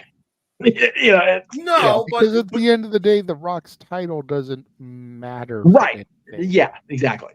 My fantasy booking mind in my head would have been like, well, he could take the title and then turn it into an internet style championship because it's power for the people. But that means Cardona comes back, and I want that. Hey, listen, Because Jeff unify could the titles Kerrigan. Yeah, unify the titles. There you go. And then you can take a page out of No pouting. I want to match you.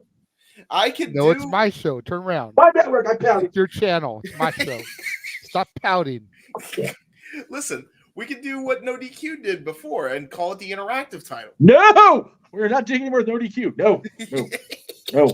I'm already working for them next month as it is. Yeah, that's true. Plug that shit later. Out if I want to. Again, we have another night of we don't know what's going to happen, and it's beautiful. That is true. Yeah, I am so looking forward to tomorrow. Oh. Tomorrow. I'll love you tomorrow. It's only a day away. There, East Coast already is Sunday. Yes, happy WrestleMania Sunday for those of you past the Mountain Time Zone. Yes. Yeah. Yeah. If you're where my buddy Jenna is in Alaska, we'll see you there in a few hours. Because it's cold and it's still early in the evening where they are. We'll get to that momentarily too, because I got that all part of my plug spiel. Give me 1 second here, Jeff. Go ahead, and if you got something else that you want to briefly say as I get this ready. Oh, okay. I didn't know if you were what you were doing. I just figured, we'll briefly talk about tomorrow before we get into the show, since there's not really any other questions coming in.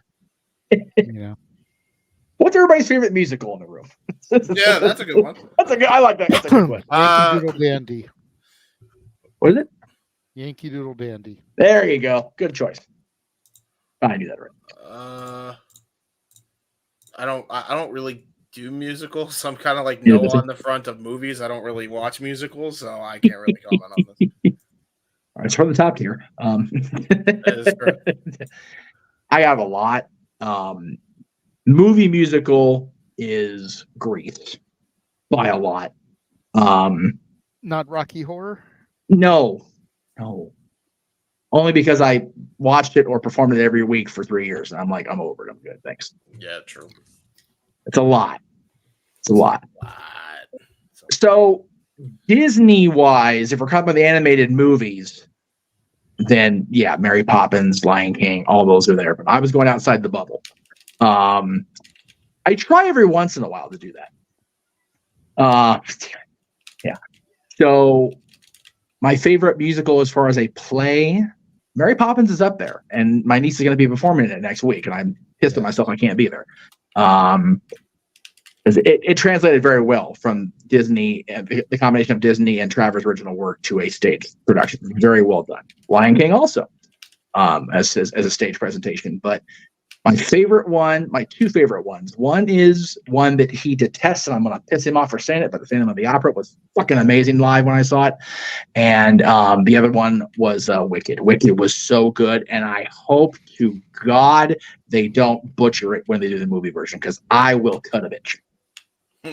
Don't cut a bitch. I will cut a bitch if they mess that up. Don't cut a bitch. It's bad.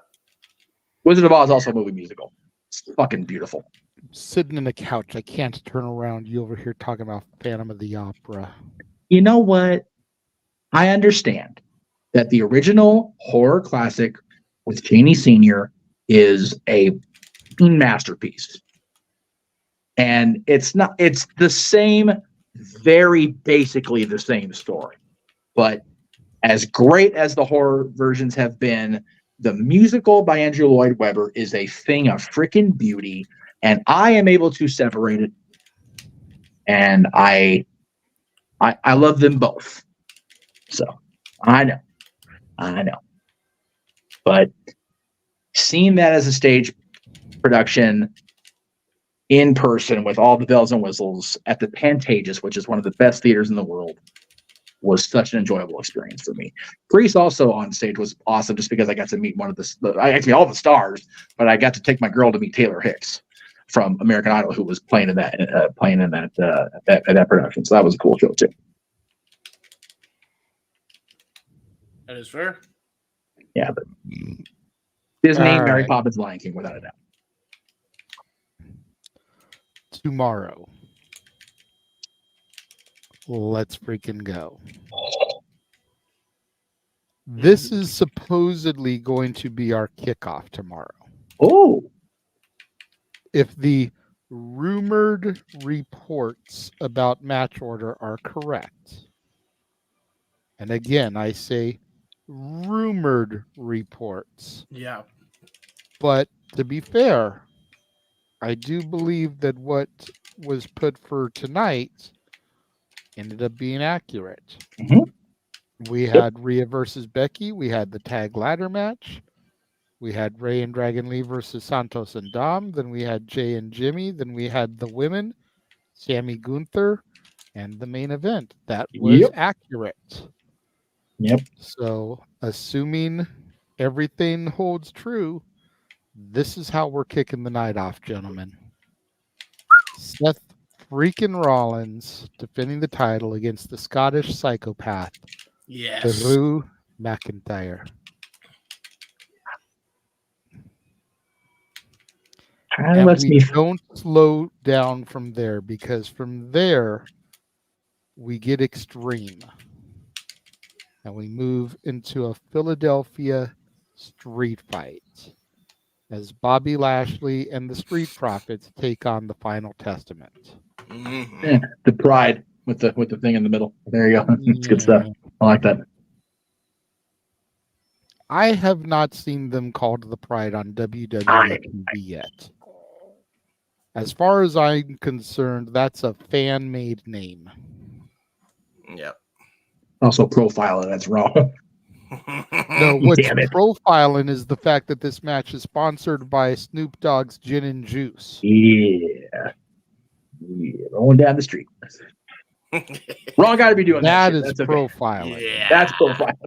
That's pretty bad. But Gin and Juice is pretty good. If anybody's ever tasted it, it's pretty good stuff. But it is what it is. It's a packaged drink. What are you gonna do? From there, we go to a match that I know intrigues me. I know intrigues Jeff because of our history with these two gentlemen, and I know intrigues Noah because it's a battle of two former TNA World Heavyweight Champions. The Megastar versus the Phenomenal One. Yeah. Just, dude. You can't even really call this the past versus the present because both of them are up there in years. I was gonna say. Yeah. It's just that Ricker, Eli Drake, L.A. Knight, whatever you want to address him as, made it to the big dance later in his life. Very much a DDP-esque story. Mm-hmm. Whereas AJ Styles has been kicking around since the dying days of WCW.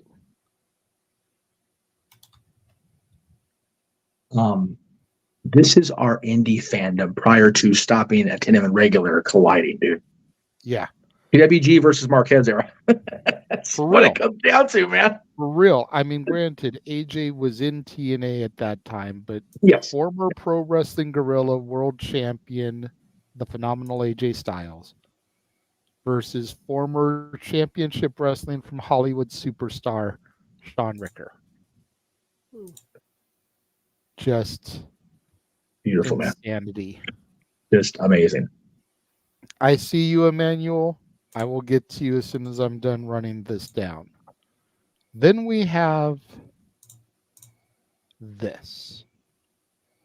Randy Orton, KO, Logan Paul. And you know what? It's too late to make a change, but I am seriously wondering, after seeing Sammy walk out with the Intercontinental title tonight, if KO isn't going to walk out United States champion tomorrow. Mm-hmm. Last year, they won the tag titles together in the main event of night one. This year, they walk out of WrestleMania as the second tier title on their respective brands.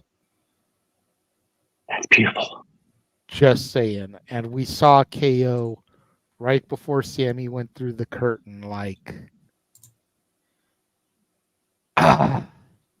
do they red herring as Jay and do the same thing only to have Kevin lose? Wouldn't that be a dick move, right? It would be, but I mean, why not? It's fair. Why not?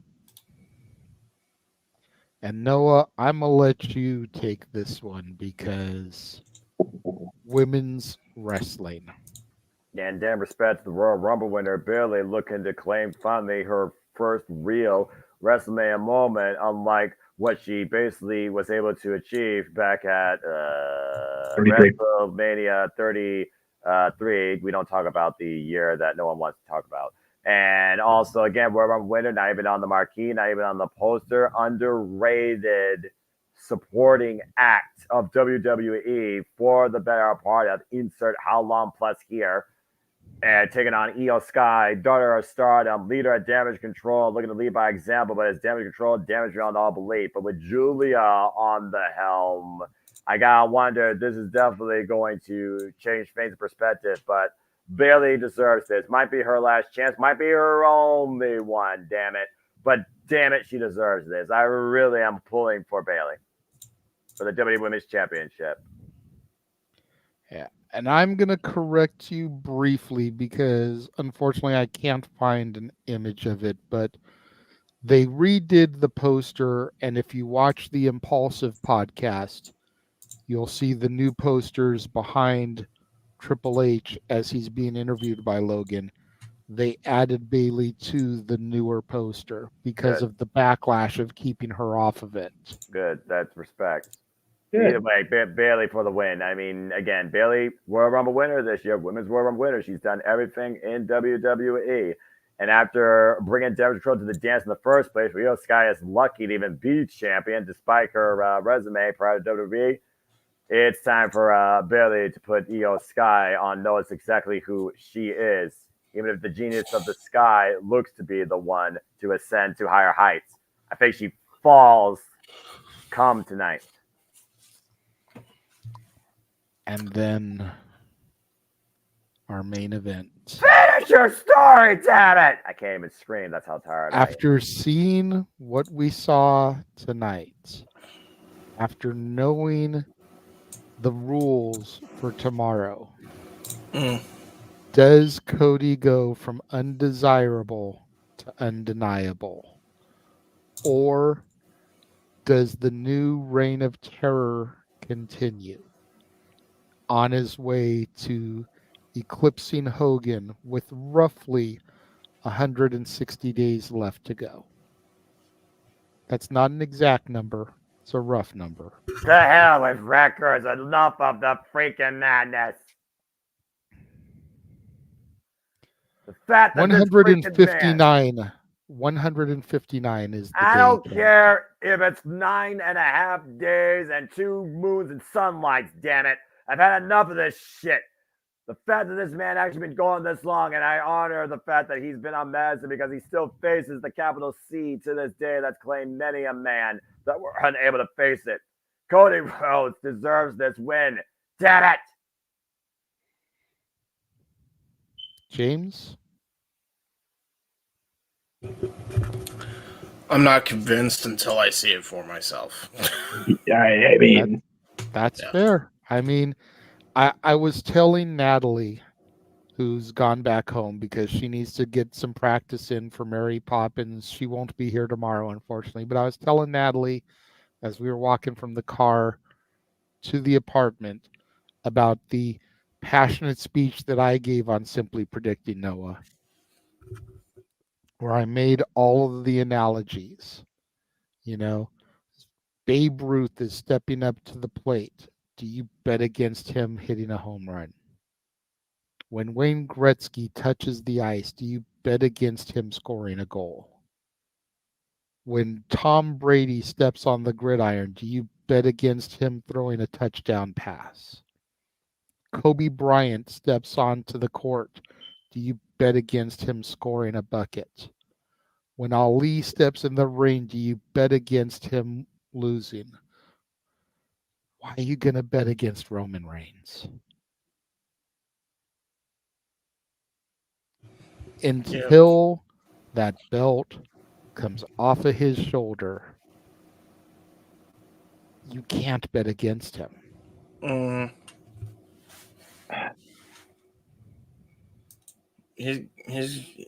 can't anymore. Like I made that mistake last year. I'm not doing it this year. I want it to be the case, but it won't happen until I see it for myself. So I'm going with the opposite prediction. So.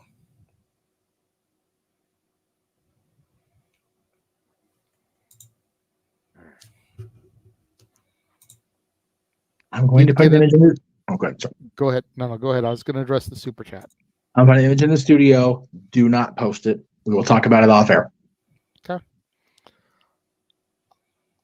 $2 super chat from Emmanuel. Thoughts on the sponsorship throughout the night? You know, I mentioned the fact that the Bobby Lashley Street Profit match is sponsored by Snoop Dogg's Gin and Juice. You know, the LWO match was sponsored by Aguas Frescas. I'm just... Marketing. One of the matches was sponsored by Wingstop. Was it the women's match? The 6-woman match that was sponsored by Wingstop. Yeah, so you got the chicken in there for the trio of black excellence. You know, right? Like, damn fried it! Chicken. You know, like I'm just. In this era of WWFC, expect more marketing. Simple. I was gonna say. No. I have nothing against the marketing. Right. It's where they decided to place some of the stuff. Yeah. Well, at least you didn't have a mascot. Latino World Order is sponsored by Aguas Frescas. Bobby Lashley and the Street Profits is sponsored by Gin and Juice from Snoop Dogg. If we're accurate, and it was the women's 6-person tag sponsored by Wingstop. It was. So you got 3 black women and fried chicken wings. Like, can we try to not be profiling some of these sponsorships? These wasn't brought to us by Waffle House. Give them Waffle House Noah. is good though. I like Waffle. I wouldn't know. I've never been to Waffle House. Anyway, JJ, go ahead. You know, don't give them ideas. Like I said, I have no issue with the sponsorship of matches. Right. I've gotten to the point where I take it as a ha-ha. I had a Snickers tonight. I've got a Slim Jim Savage next to me for tomorrow for LA Knight's match. I've got my prime drinks. I'm down to roll with the ha-ha. Right. But I just think that they need to be a little bit more cautious about what matches are sponsored by what things.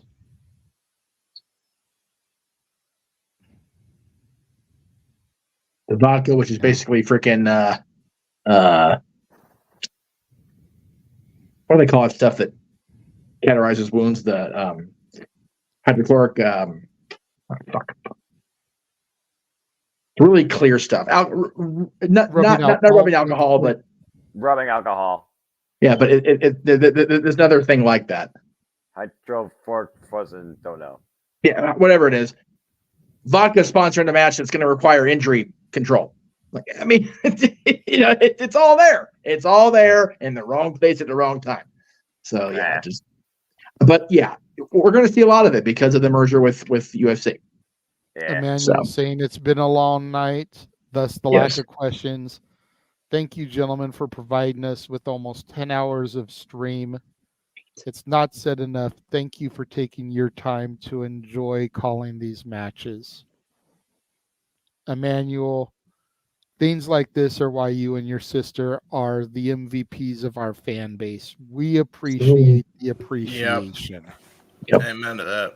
You guys don't freaking hesitate to give the flowers where it's due. And we appreciate that. Another $2 super chat from Emmanuel. Is this the end of the 4 horsewoman era? I think we'll find out tomorrow. Yeah. Becky's last moment, Becky's last stand, Charlotte injured, and the other ones in a different era. I think even if Bayley wins, we can probably, keyword probably, say that yes, we are at the end of it. Because if we want to be honest, Bayley never got the flowers that the other 3 did. Correct. No. So for her to get this moment here and become champion, if she does, and go on a decent reign, at least let's say until the Money in the Bank comes into play, I think that's, as long as Charlotte doesn't come back and jumps the line, and as long as Becky can take herself out of contention for a minute and let Rhea Ripley, Chelsea Green, Piper Niven, freaking Nia Jax, Kaden and Katana, Nikki Cross, the list goes on and on, get their opportunity to shine, then if they want to come back together like Voltron, cool. But I think for as great as the 4 horsewoman era was, and granted, I can't speak from a whole lot of experience because most of it was during my absence, but for everything that they did to take the division to new heights, there are plenty of women on the roster now that are ready to pick up that mantle and run with it even further. Again, you've got Rhea, you've got Bianca, you've got Naomi back, you've got Jade now. You've got Chelsea Green, who's been relegated to tag team comedy. You've got Roxanne Perez and Lyra Valkyria waiting and chomping at the bit for their call-up. You've got Liv with unfinished business with Rhea. You've got Alexa waiting to come back whenever she is 100% ready. You've got other women from roughly the same era that are still waiting to get their time in the spotlight. Let's give it to them.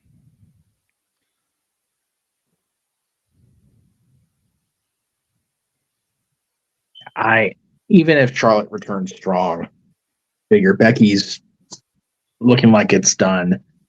Sasha's over on the other side. And Bailey, whether she wins or loses, is not the same Bailey that was a 4-horse woman. Yeah. So I would say yes as well. All right. That being said, that's just about everything that I have. Again, even though some of it is outdated because it's already aired, I'm going to go ahead and run the WrestleMania week trailer. If for no other reason, but because there's still a couple of streams attached to that haven't happened yet. And God damn it, I love hearing the music. That's right. So we will be back after that is done for our shells and farewells.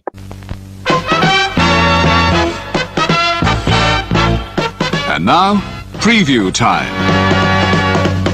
So let's take a look at what's coming your way.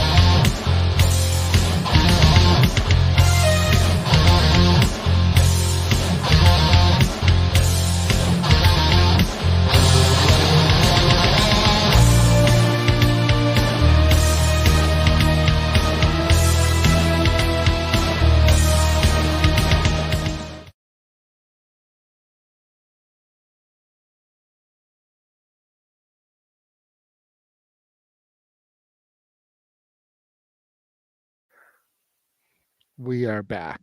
I'm still somewhat awake, Emmanuel, but thank you. We're still standing. Well, yeah. I'm going to try and keep this short and sweet so that we can get out of here. Make sure you guys tune in tomorrow.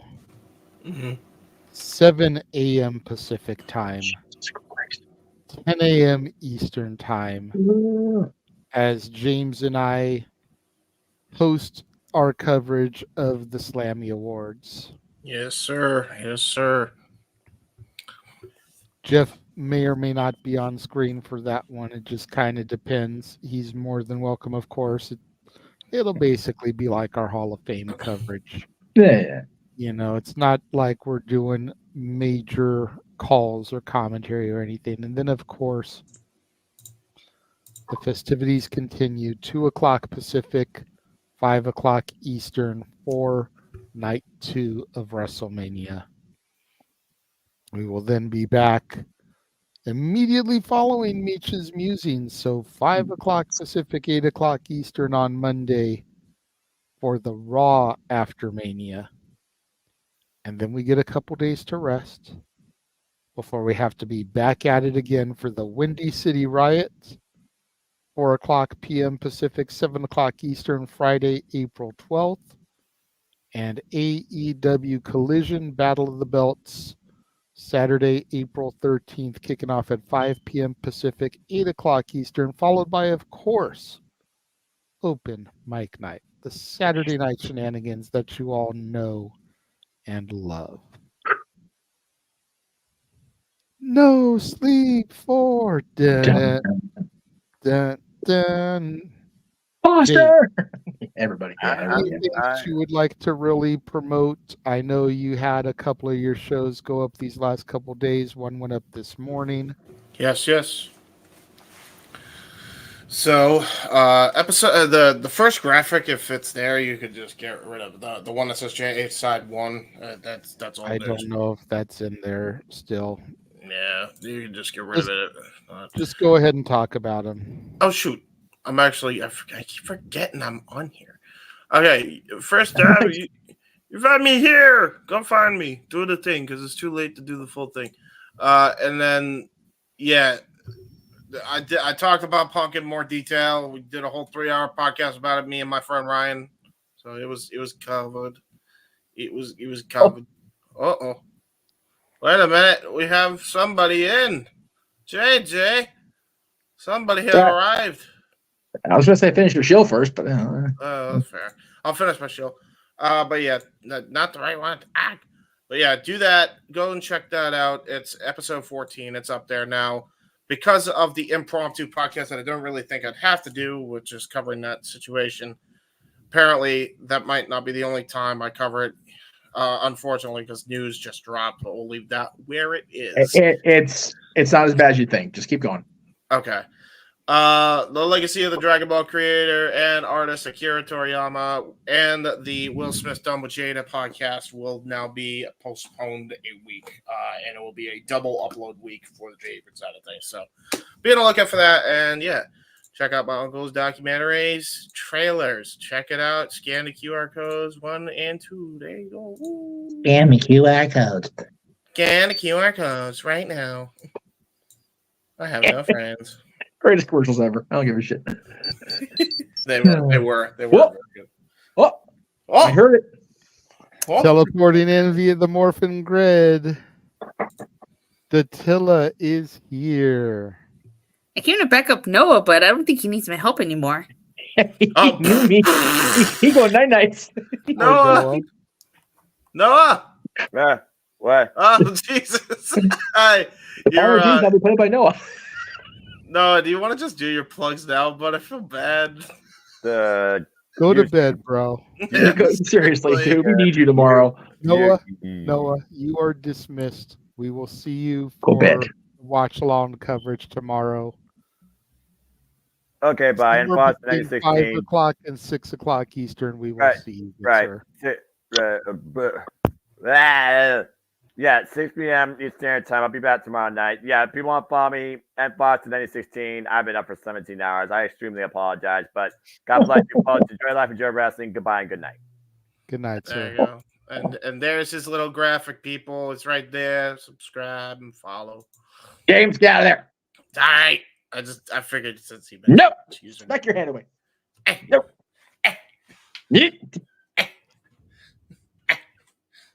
I missed so much.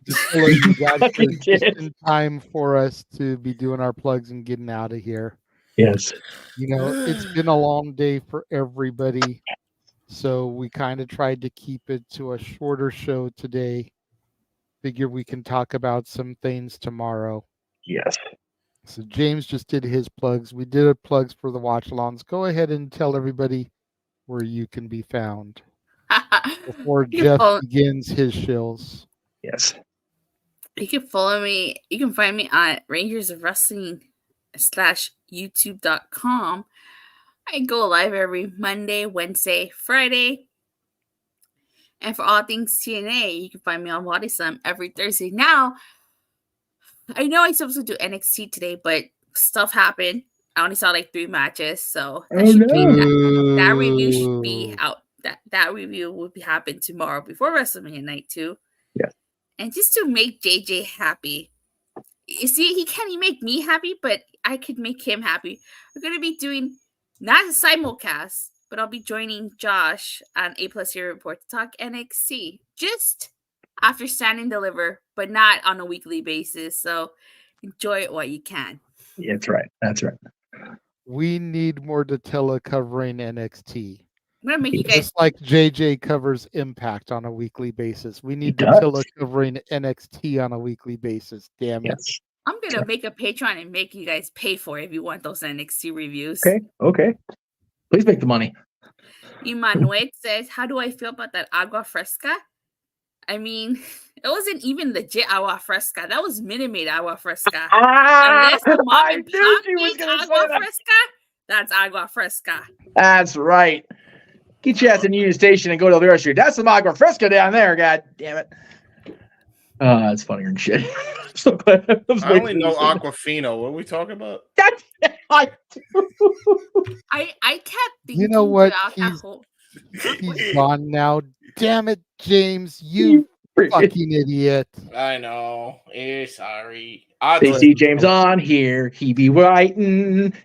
Hey, happy Autism Awareness Week, guys. It's month, Autism Awareness Month. You gotta light it month. up blue. Yeah, that's right. Autism Oh Awareness. my god. You gotta Oh light my it up god. I can't. I fucking can't, you guys. I will say, I kept thinking throughout the whole match. I was like, I bet Jeff and JJ would definitely like the Spanish commentary for this one, especially because I know how much you guys like when I pronounce the Latino names. Oh my god. Okay. All right. I know we're trying to get out of here. The fact that the LWO had to have the 2 whitest guys in the stadium help them win, that was some bullshit. I'm just throwing that out there. All right. They're whiter than me. And I know because we saw Kelsey without his shirt on. So I can verify he whiter than me. No. Anyway. All right. God damn it. Pretty white, though. Okay. Yeah, that's true. James pretty pale face, to be fair. Yeah. All right. Come on, Jeff. Let's get All out. right, here we go. First of all, I want to say congrats to my buddies. Let's see, they should be going on stage right about now, if not in a couple hours from now. They're in Alaska. Look at that. That is just amazing. It's God's country, as Jenna put in her caption. Damn, that's fucking awesome. I love that. Paradise Kitty in Alaska. If you're in Anchorage tonight and you're watching us, God bless you because it's colder than fuck. Go watch Paradise Kitty if you're there. Come see my buddy Ariel Belvalere at the Bourbon Room Tuesday night. And after conversations and all the things, in addition to the watch alongs you promoted and the one for TNA on May 3rd, I can confirm May 4th will be a Star Wars day across the multiverse of media. But we have Backlash, of course. Dad's on Wrestling Throwbacks between Backlash and Open Mic Night, and then Open Mic Game Night Star Wars Trivia. That is now confirmed. I had 2 graphics ready to go. One was going to be if I wasn't Galaxy's Edge, one if I wasn't going to be. I'm not going then. So I will be recapping Backlash for No DQ after our coverage. Then we'll re-air the Dad's episodes that we've had go up in the last 4 years about the Star Wars saga. And then we will have Star Wars trivia throughout Open Mic Night on May 4th.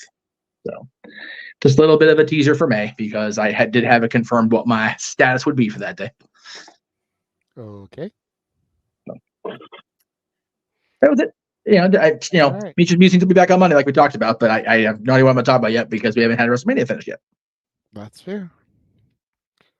So that's pretty much going to wrap things up then for this edition of the Saturday Night Shenanigans that are Open Mic Night. Where did the general Open Mic Night image go? Did it get deleted for this other stuff? I don't see it. Not by me. I didn't do Not it. by me. I didn't do it. James, did you? Hang on. What did I do? What did I do? You did something. Did I do something? I didn't do nothing. It's okay. I put For in. me to throw up.